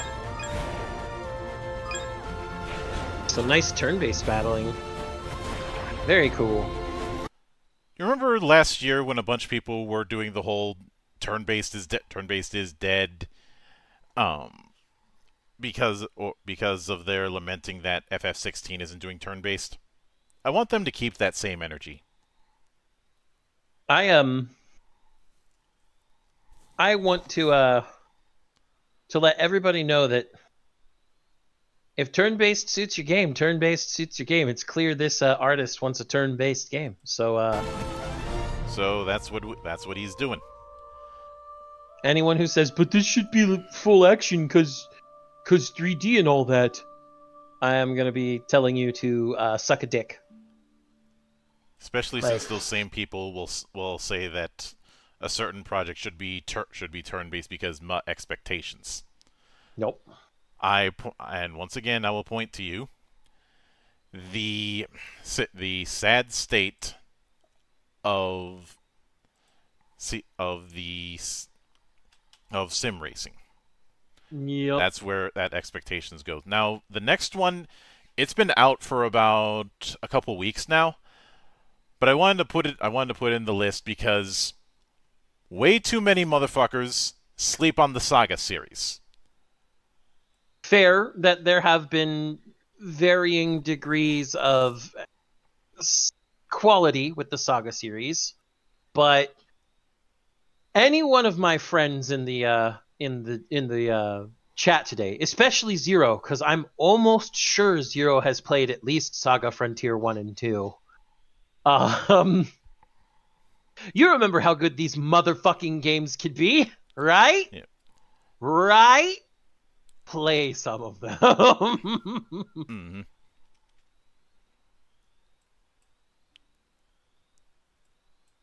And the thing about Saga, much like, say, Department Heaven, is whenever you're playing an entry in that for the first time, you never quite know what you're going to get. Heh. Which some may say that means that some are going to be good and some are going to be shit. Possibly. It also means that it's always going to be interesting. The quality of the Saga games hasn't always been the best, but they are still...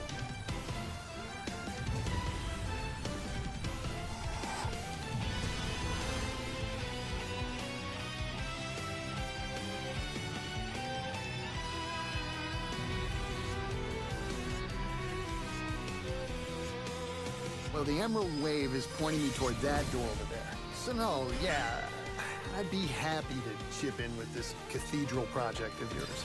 Chosen? The heck with that guy. I chose this path myself. Hi, I'm Yumeha Izumi, and I'm from the East Coast. When I grow up, I want to be a totally amazing witch. Of course, because no matter where I go, I'll always be a Maya Ashling, Witch of Polkra. I am a vampire and immortal. I will abide by her plan, for now. Then let us strike out beyond the guidance of the Emerald Wave.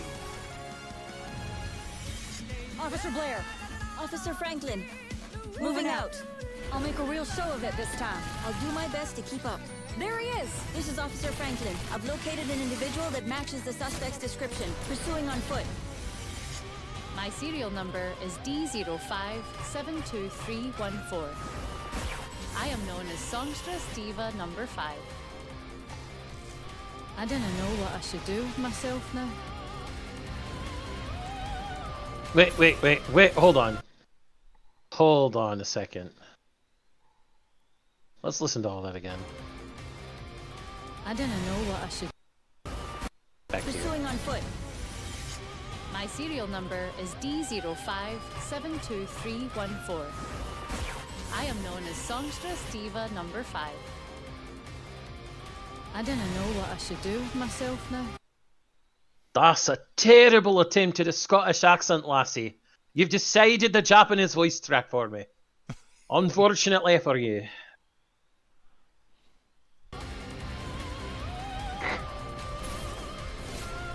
That decides the JP voice track, I'm sorry.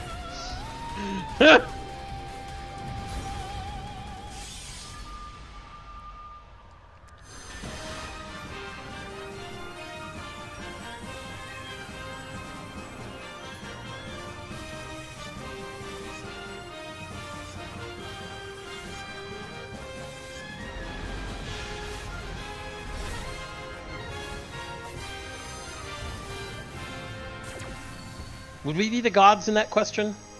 Because if so, then the answer is yes. Are you guided by the hands of the gods or something else? Well, is the player God since when I turn it off, it's done? If so, then the answer is yes.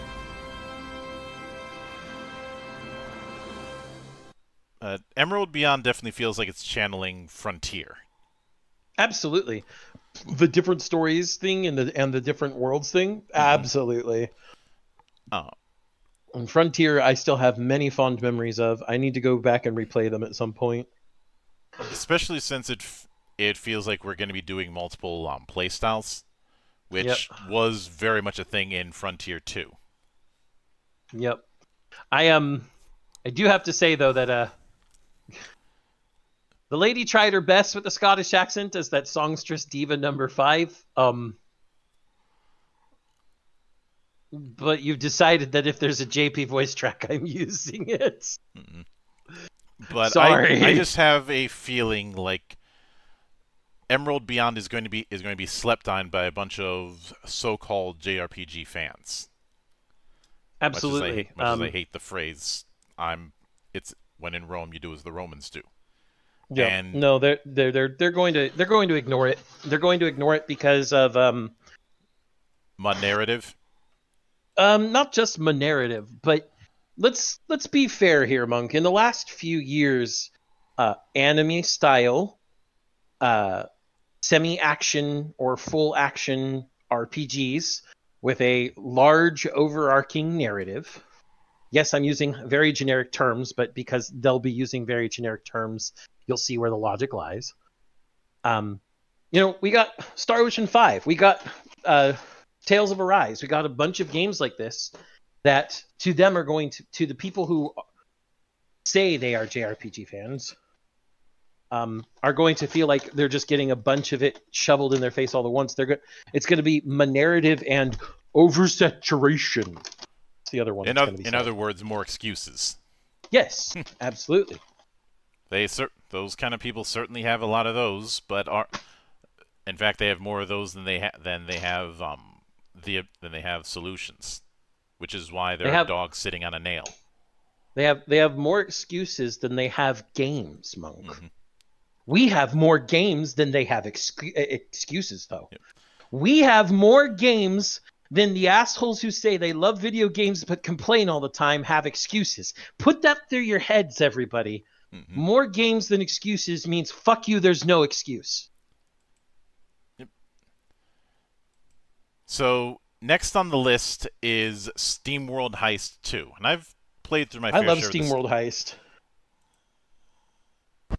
I finished that game. It was so good. Actually, corrections, that's after. The next one is Slay the Spire 2. Yep. Which I've also played a shitload of the original Slay the Spire. I have so many deck building games that I haven't gotten to Slay the Spire yet. Monk, I have too many video games. Is that a legitimate complaint, having too many video games?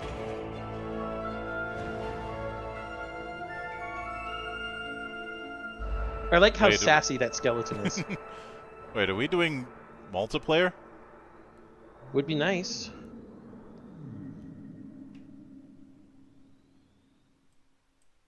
Multiplayer Slay the Spire would be cool. Be kind of intense. Yep. So next is SteamWorld Heist 2. Reminder that this game is fucking brilliant and everybody should play the first one.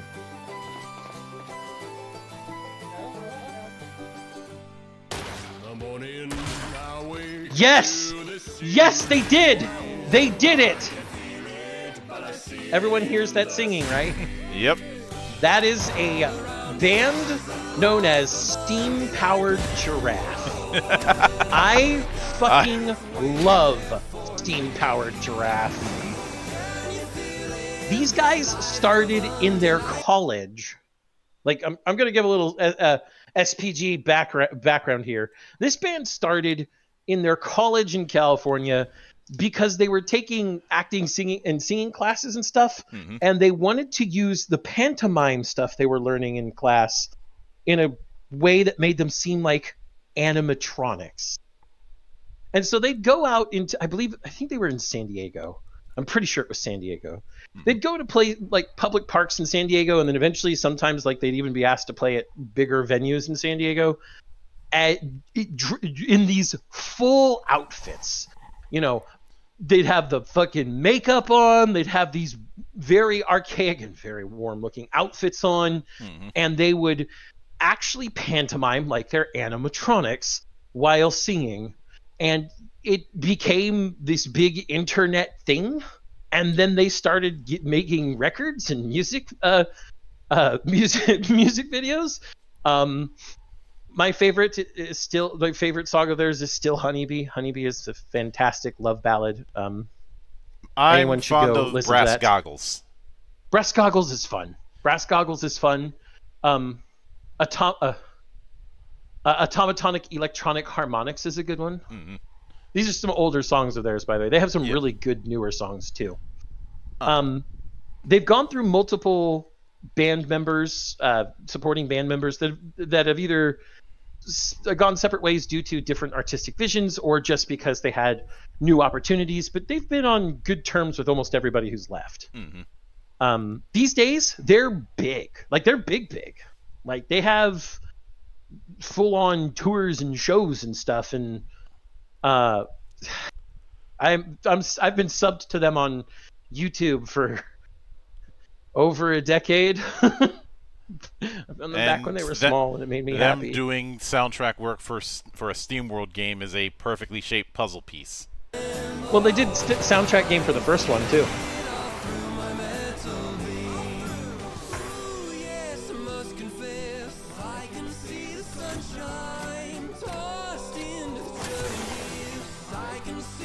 Ah, yes, the hats. There they are. Steam-powered giraffe in full robot form.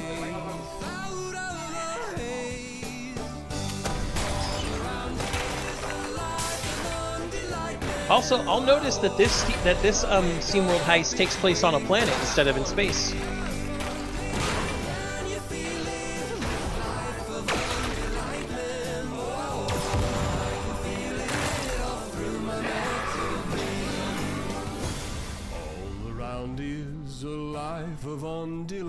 August 8th, and it's on Steam. It will be on Steam and GOG. Yep.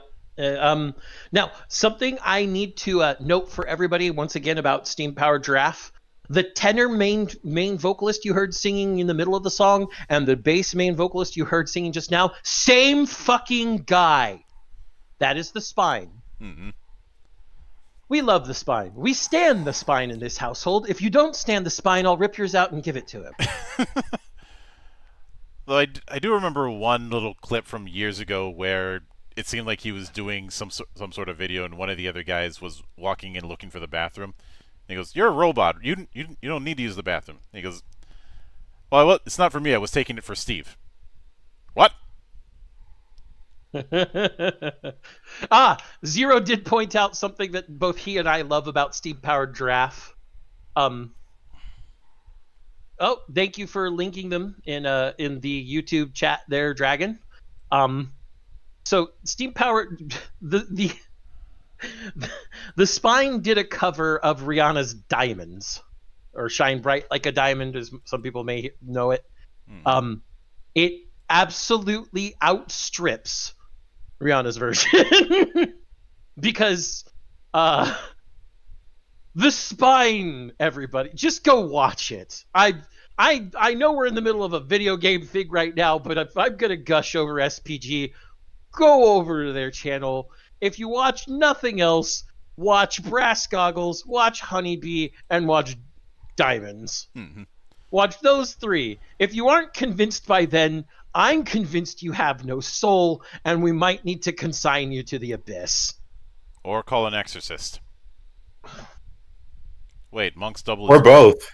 Wait, monks double as priests. I could fill that role. Yes, Monk, you could. Consign them to the abyss. But next we have what was the last minute edition with Stories from Saul.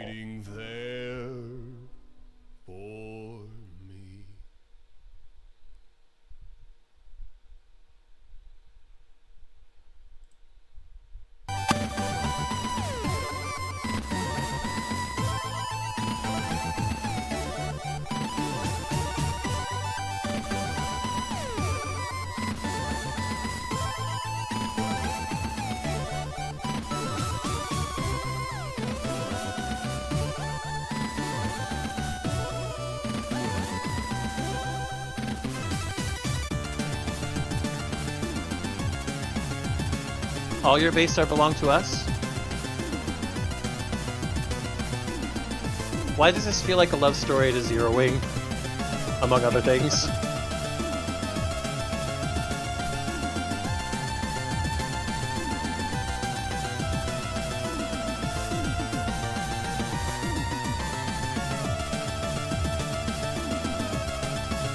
Uh-oh.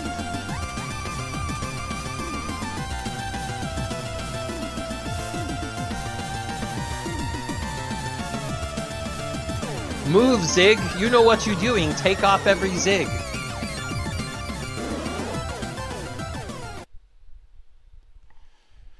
So that looks to be coming out on, well, as we see, PS5, Switch, a few other things. This is the console release trailer announcement, wasn't it? Yeah. Hold on a second. Let me just do what I've been doing the entire time. So, Stories from Soul, the Gun Dog, also is on Steam and has a free demo. Go do it. Play the game, everybody. Shmups may not be your thing, but I don't care. Go do it. I'm going to bully expand you. your horizons. I'm going to bully you all. You can't stop me from bullying you. I am one of those people who will make you play the game so that you have fucking fun. Let's continue. Hero games.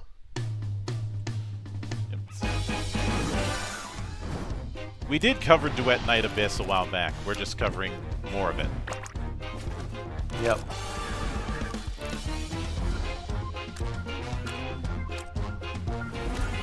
Wait a minute. Let me scroll back to that a little bit. Oh, We actually have a better version. Imagine that. A dialogue wheel that doesn't suck. A dialogue wheel that tells you exactly what you're trying to fucking say. Look at that. It tells you how you're going to do stuff. Yeah. I am kind of wondering how this is going to, like... One of the options is chaos. Yes. I mean, hold on. Go back a bit for a second here. Just take a few coins from his broken... Yeah, okay.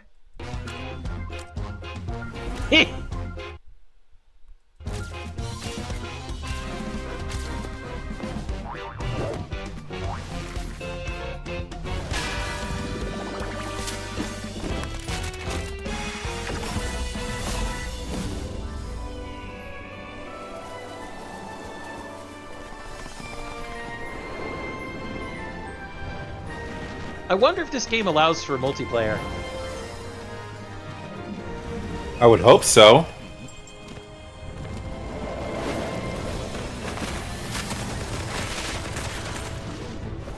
Looks like it. I like that we I have remember- very open stages. Well, we saw this in the last time we covered this. This is part of the previous trailer. I remembered parts of this. Hey, look, Monk, it's somebody that we love. Also, look, cute girl on top of cute animal killing things. Yes. Also, Hans, get the Flammenwerfer. The heavy The Flammenwerfer. heavy Flammenwerfer, yeah! There you go. Oh.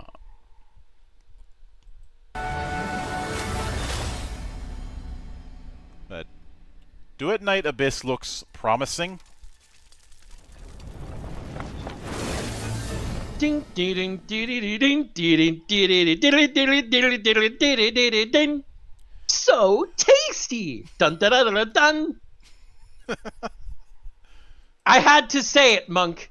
I had to. That's a compulsion seeing someone roasting meat over a fire on night like that. Mm-hmm. So, next on the list. See, you want to know how I know it's a compulsion, Monk? Look in chat. Look at Zero. It's a compulsion for Monhun players. God damn it. But next is the only entry in this from a major company, even if it's developed third party. This is the Rogue Prince of Persia. So what's different from the other Prince of Persia? We're gonna see. We're going in mostly blind here. This art style is interesting. Girl.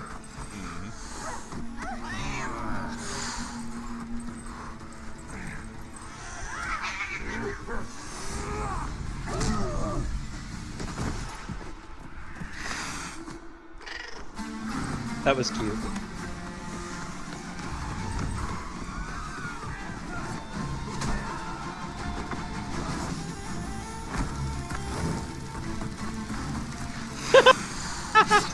Kidnapped again.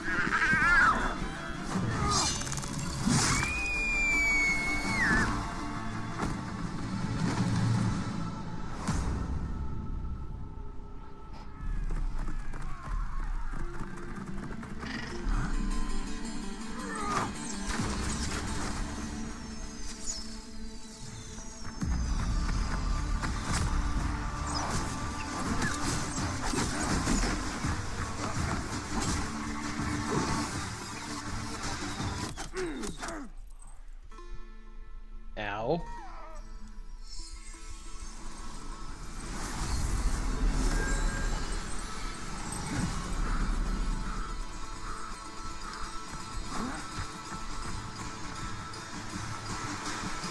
I'm really liking this art style. Yeah, this is really nice. like how bright this is. Oh yeah. Like, okay, so, like, let's be on. Okay, so like, okay, is this going to be another Metroidvania? That's the next question. I was hearing that it's leaning into a Roguevania, hence the name, but I can't confirm. Let's go check that. The Rogue Prince of Persia. Roguelite, action roguelite. It actually doesn't have Metroidvania listed here. It may not be one. Interesting. So in other words, the Rogue Prince of Persia is just noting that this is more of a rogue than a prince.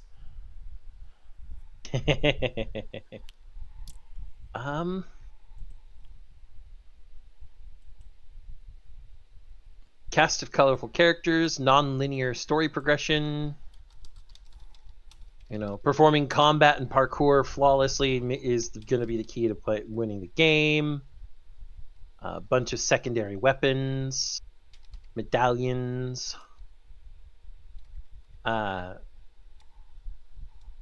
I will note that while this still requires an agreement to a third-party EULA, like most games that are Ubisoft,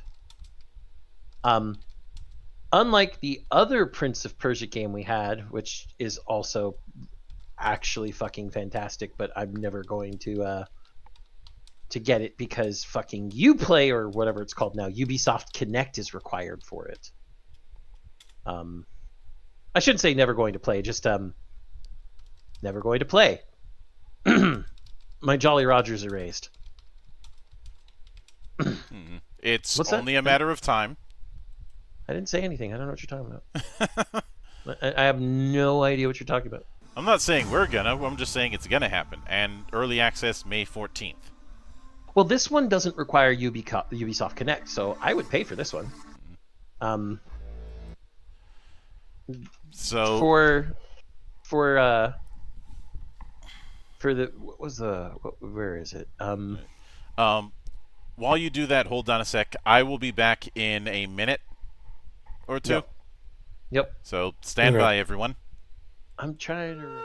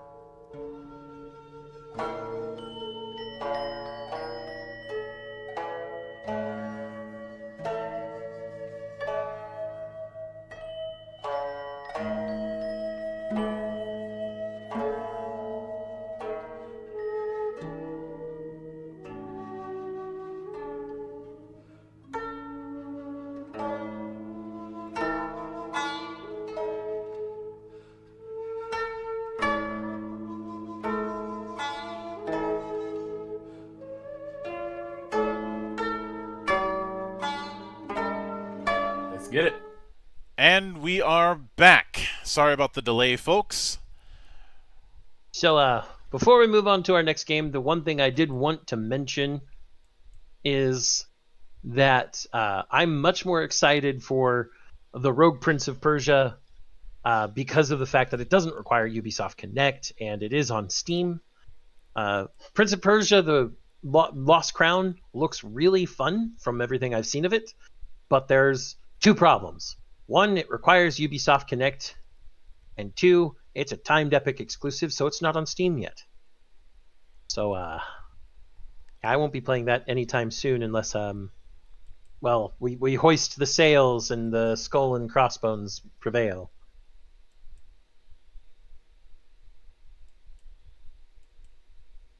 Mm-hmm.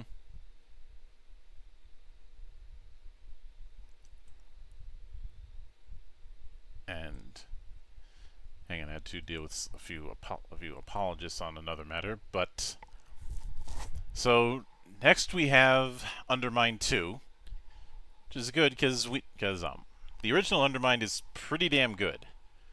So let's see what we've got for its announcement.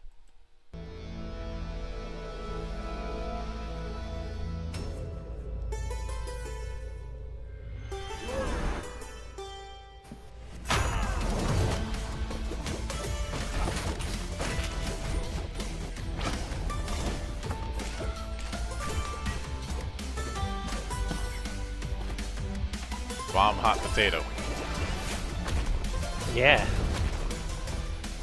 A hot potato, you're a bomb.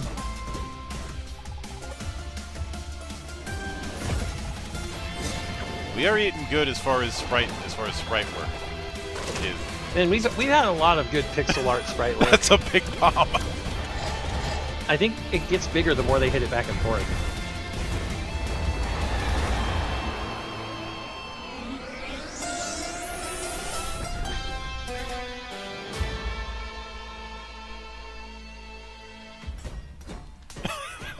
Yeah, I'm pretty sure it's getting bigger the more they hit it.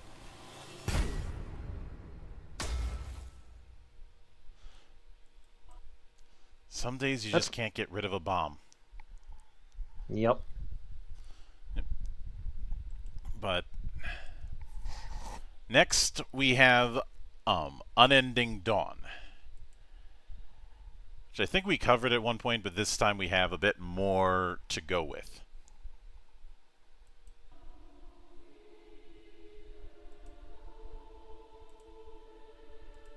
I 曾领受光的预言，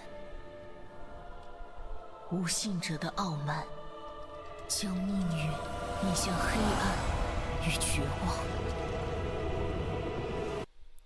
I have one thing to say. Remember that whenever Monk and I are talking about Wuxia and Sanxia, we don't speak this language. That person does. We will never sound like that. Mm-hmm. So, once again, eat my ass. 我曾代行光的审判， Ooh. 烈火吞没无知，为僭越者带去死亡。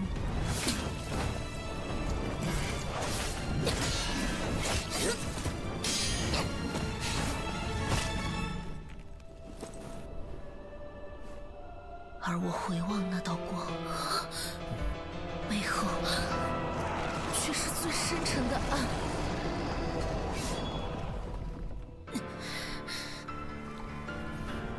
我已背起虚妄的神像，重新选择我的命运。只有一个神明值得敬拜。 那就是行于世间的我们自己的信念。 I think we've got a Souls-like on our hands. And It's one got a that's posture gentle. system. It's more Sekiro than Souls-like. Yep, and I am perfectly fine with that. So am I. Along with having a spear user. I know. You and I like our long cutty sticks. Dude, same. However, I will always be most partial to the great sword that's bigger than the person. And for those of you who think it's because of my love of Berserk, well, you're not wrong partly, but it actually has to do with something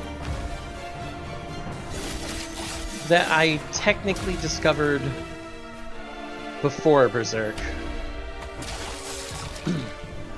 I say technically because it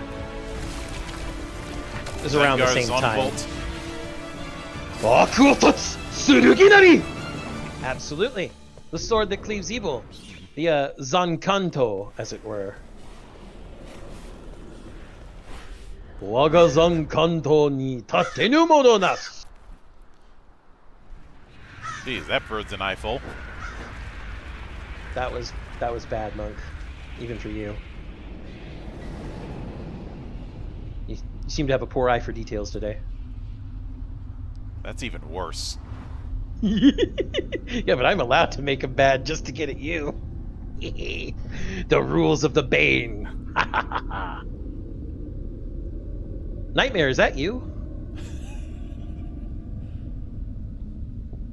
Long platinum blonde hair, demonic arm full of eyes. Again, Nightmare, is that you?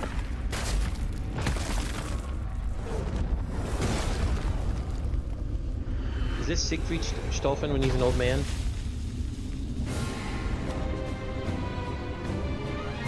Demonic looking sword as well.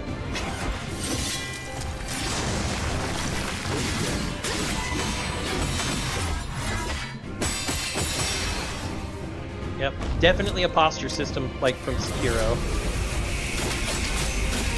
Maybe we can bully. If the demo comes out, maybe we can bully Iron Pineapple to play it. I'll fucking do it. Looks like we have a limited dash. Still not sure what that thing on the bottom left is. You mean bottom right? Yeah. It looks like powers of some sort.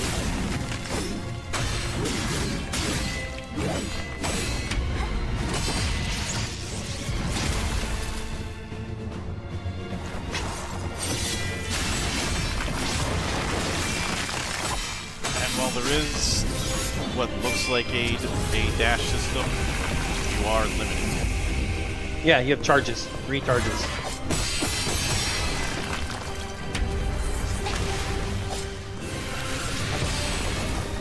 Oh, your stars and a weapon change. Yep, to a sword. She went from a chong to a jen. And I know I'm not pronouncing those correctly. I don't care.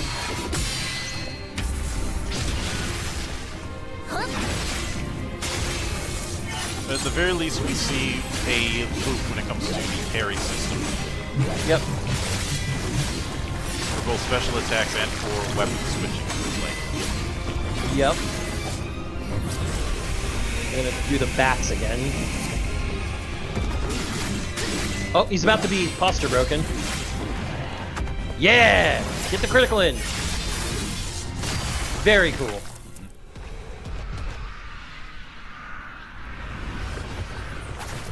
Second form.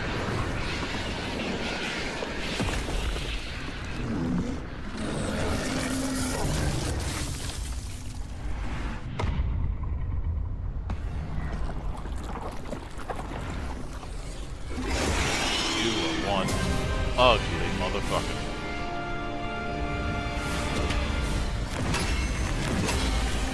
She's only got 3 health recharges left. Those crystals are probably the equivalent of flasks. Estus flasks. Because they're refilling her health every time she uses them.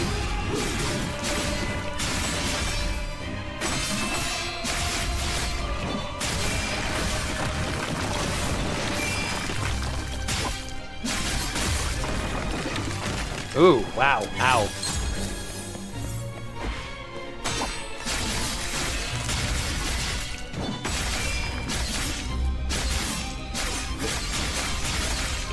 I kind of wonder what those stars charging up above the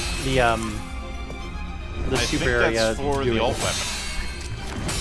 Because it seems to go down when attacking with that sword.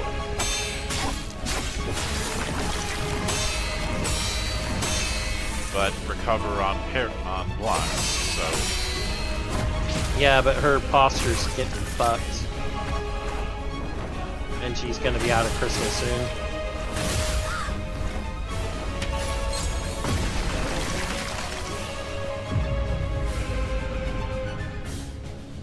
Okay, Unending Dawn, I'm definitely going to be keeping a close eye on. Yep. Same. I'm doing a quick look here. I'm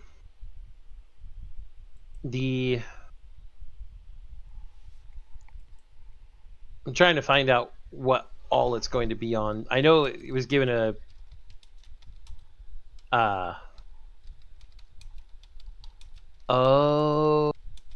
okay. So the game's coming to PS5, but it's also a mobile game, Monk. A mobile game with this kind of setup? Actually, it makes more sense now. That bottom right-hand corner stuff, that's your controls. Well, it's a good thing I have a PS5. The middle button is your attack button. You'll combo by pressing that more and more.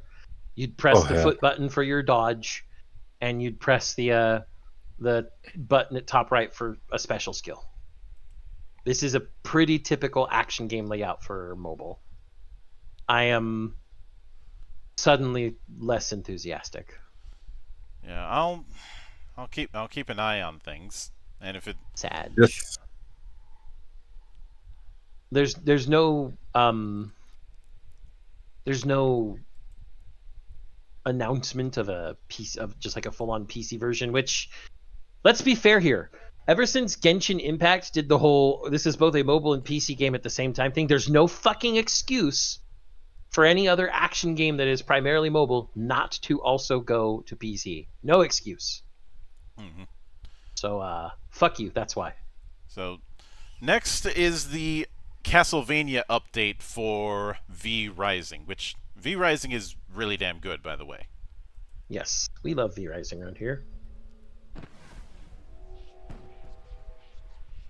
I wonder who that could be.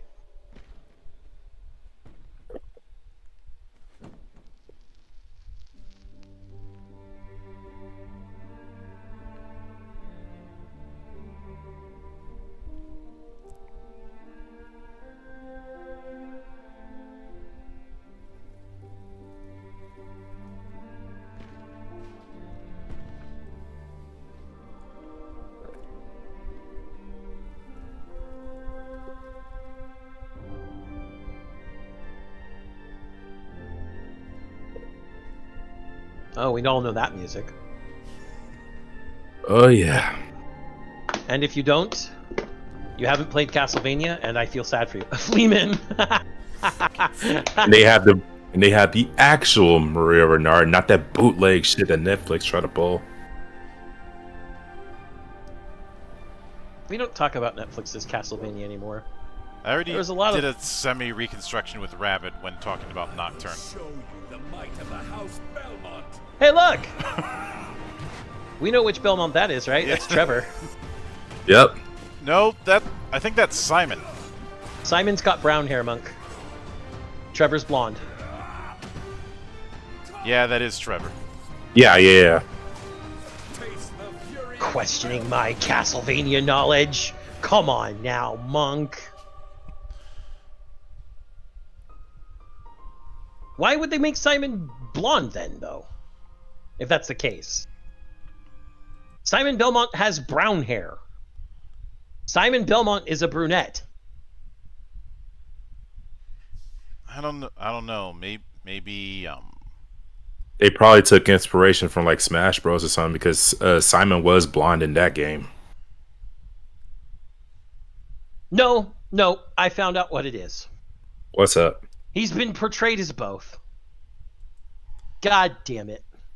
We're right no matter what, Monk. There we go. Fuck it. There was also a time where he was where he had red hair. Yeah. I hate being both right and wrong because that just makes me upset that there was never a wrong answer.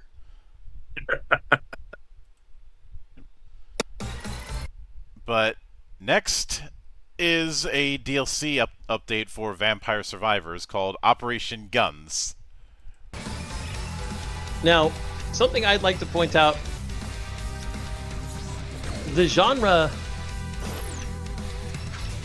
that Vampire Survivors popularized, and also Hollow Cure popularized, has varying names. The one that I've most often heard it called as an auto shooter.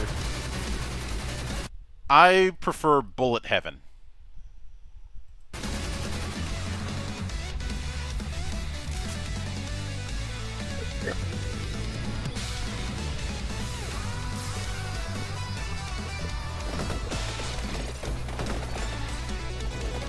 I want to play Contra. Two. Well, we got a new Contra game not about a month ago. I know. Yeah, I know. I still need to get that shit. I am being mostly facetious.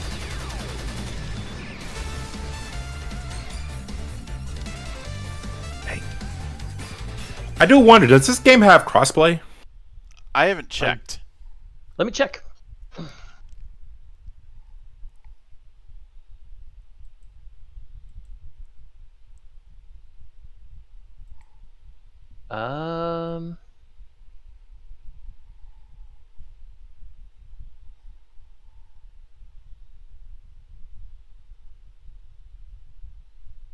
It doesn't look like it has cross-play, but it looks like it got cross-save, maybe. And so transfer saves between systems. Okay. Yeah. Well, and it has a couch co-op mode, too.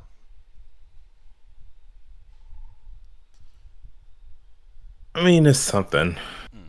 Yeah. Yeah. Next is a little project simply called What the Car. Well, Monk, we still got 20 seconds left of this. Oh, right. From Vampire Survivors.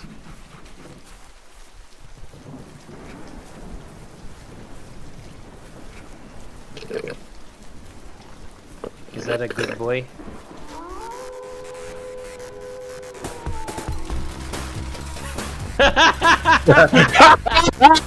Oh god! Yo! You almost missed the most important part, Monk. Yes. I will take that L.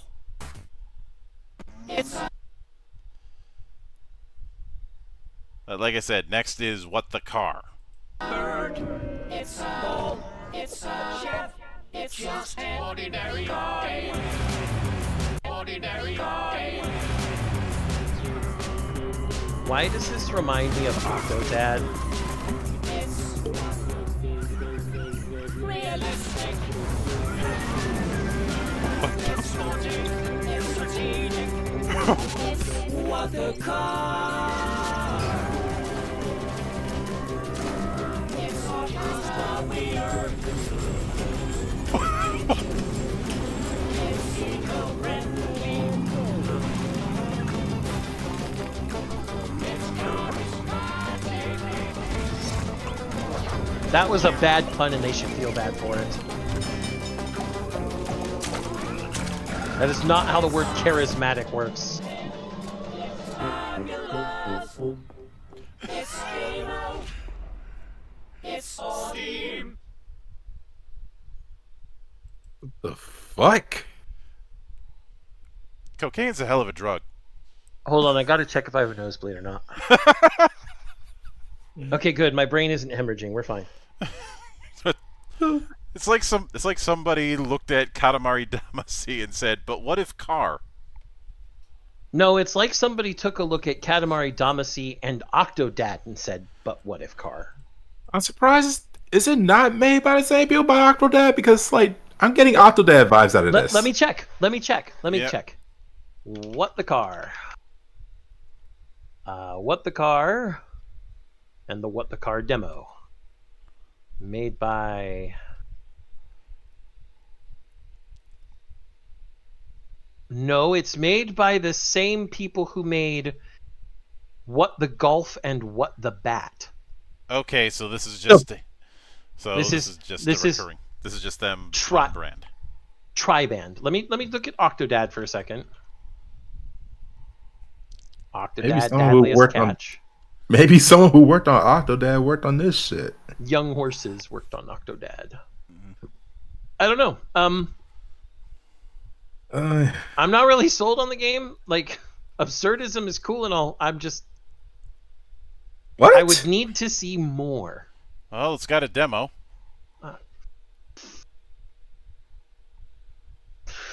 Fuck! What? I'm downloading the demo. Peer pressure, peer pressure, peer pressure, peer pressure, peer pressure. This isn't peer pressure. This is due diligence, Monk. That's one. That sounds like another word for peer pressure. Holy shit! That downloaded in like 7 seconds. The demo is 204 megabytes. That's small. It's real small, but it's just a demo too. I'll let you guys know how it is when we're done here. Yep. Okay. So next we have a twofer regarding Wizard of Legend 2, which was given some looks at the III initiative. I love Wizard of Legend, so 2 should be really good as well. The trials are upon us. Will we finally see one worthy of the Chalice of Immortality? I'd be cool with a wizard who could survive past the first round. This wizard wields Fire Arcana. Easy to learn, hard to master. Maybe the contest is finally heating up. Okay, so we see some updated art style. That's the scent of failure. She's onto an electrifying strategy. Earth meets lightning. Lightning gets me all tingly inside. That was bad. Welcome to Deadsville. Population, her. Now these 4 have the right idea. Any rules against teaming up? Nope. Using others as shields is a time-honored tradition. Incredible. The best I've seen yet. But to win, it will take a champion. A master. No. A legend. I loved Wizard of Legend 1. So The trials are up. Wait, is this just the same? This is just the same one. Never mind. accidentally added it twice. Yeah, I thought one of them was a announcement and the other one was more of a combat trailer. So, Well, we saw the combat in that trailer, so like it's not like we didn't see it. so we were technically correct, but overall, there's definitely quite a few very promising things we came across in this. As if our list isn't big enough as it is. Right. 175 entries and counting on that one list from when we started doing these, Monk. So you're right. It's not that bad. We're fine. I'm not obsessed. Don't look at me with that tone of voice. That's not stopping me. Don't look at me with that tone of voice. But as always, everyone who attended, thank you very much for attending. We absolutely appreciate everyone who sees these shit shows with us, because that lets us know that there are always people out there who are like us, digging ever deeper, looking for more and more, making sure that we don't miss what's hidden amongst the trees or hidden in the brush.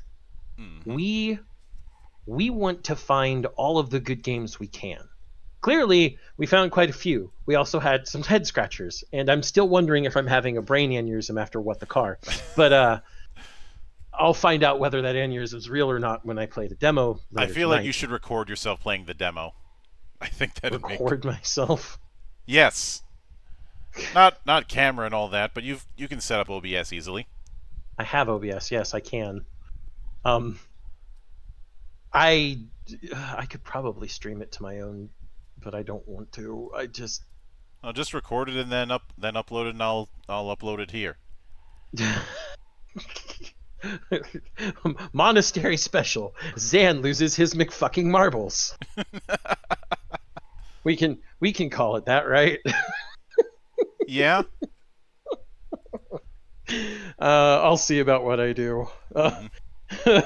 The biggest thing, though, is it is very clear just from the III showcase alone that the indies are absolutely storming the beachhead, or have, well, broken well into France and Germany at this point, if we're going to continue using World War II analogies.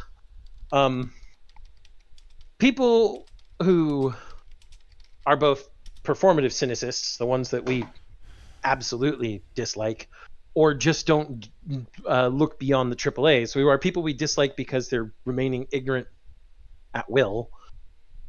They're missing out on so much. There is so much here that they could dive into, just take a bite out of, really sink their teeth into something. We went through a great glut of games. Mm-hmm. We had action games, we had RPGs, we had 2D and 3D games, Metroidvanias, roguelikes, What the Car. I'm not going to get over What the Car tonight. I'm sorry. What the fuck? That's why it's called What the Car. That's why it's called What the Anything. I looked at the other two games, What the Bat and What the Golf. They both look just as fucking insane. And apparently What the Golf, when I looked it up on Google, was one of those... you know how there's those games that take streamers and VTubers by storm for a tiny little bit and then they move on? Mm-hmm. What the Golf was one of those. I could see it.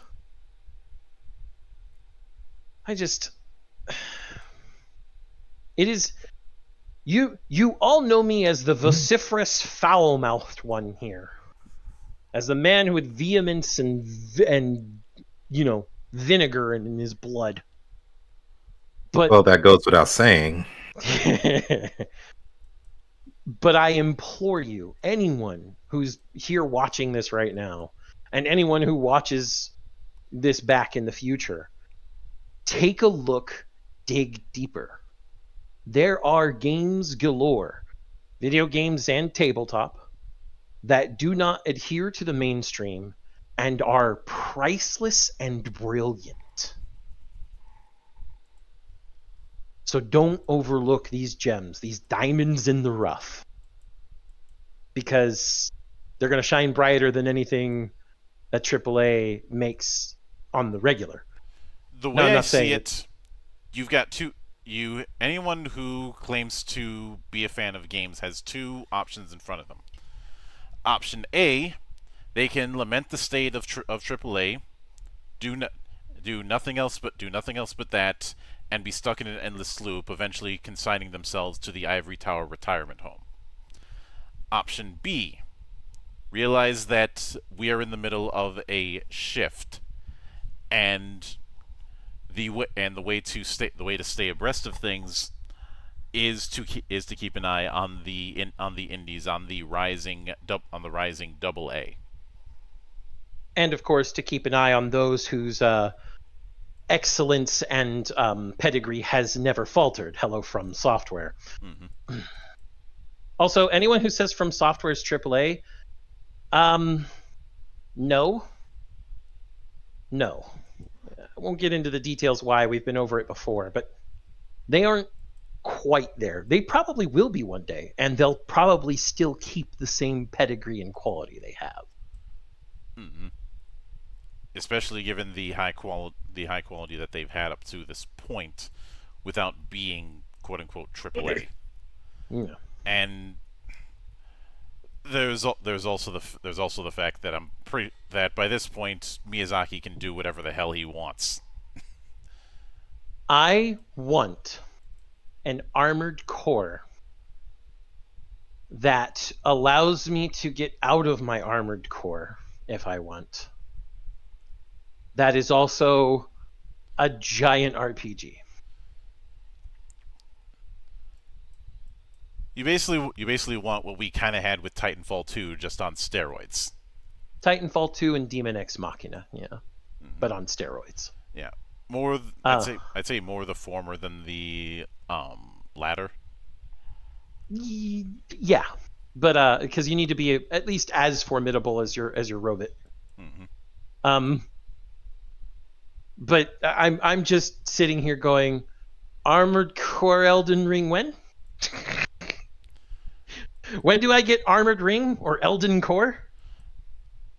I know some are going to argue that that's basically what 6 was.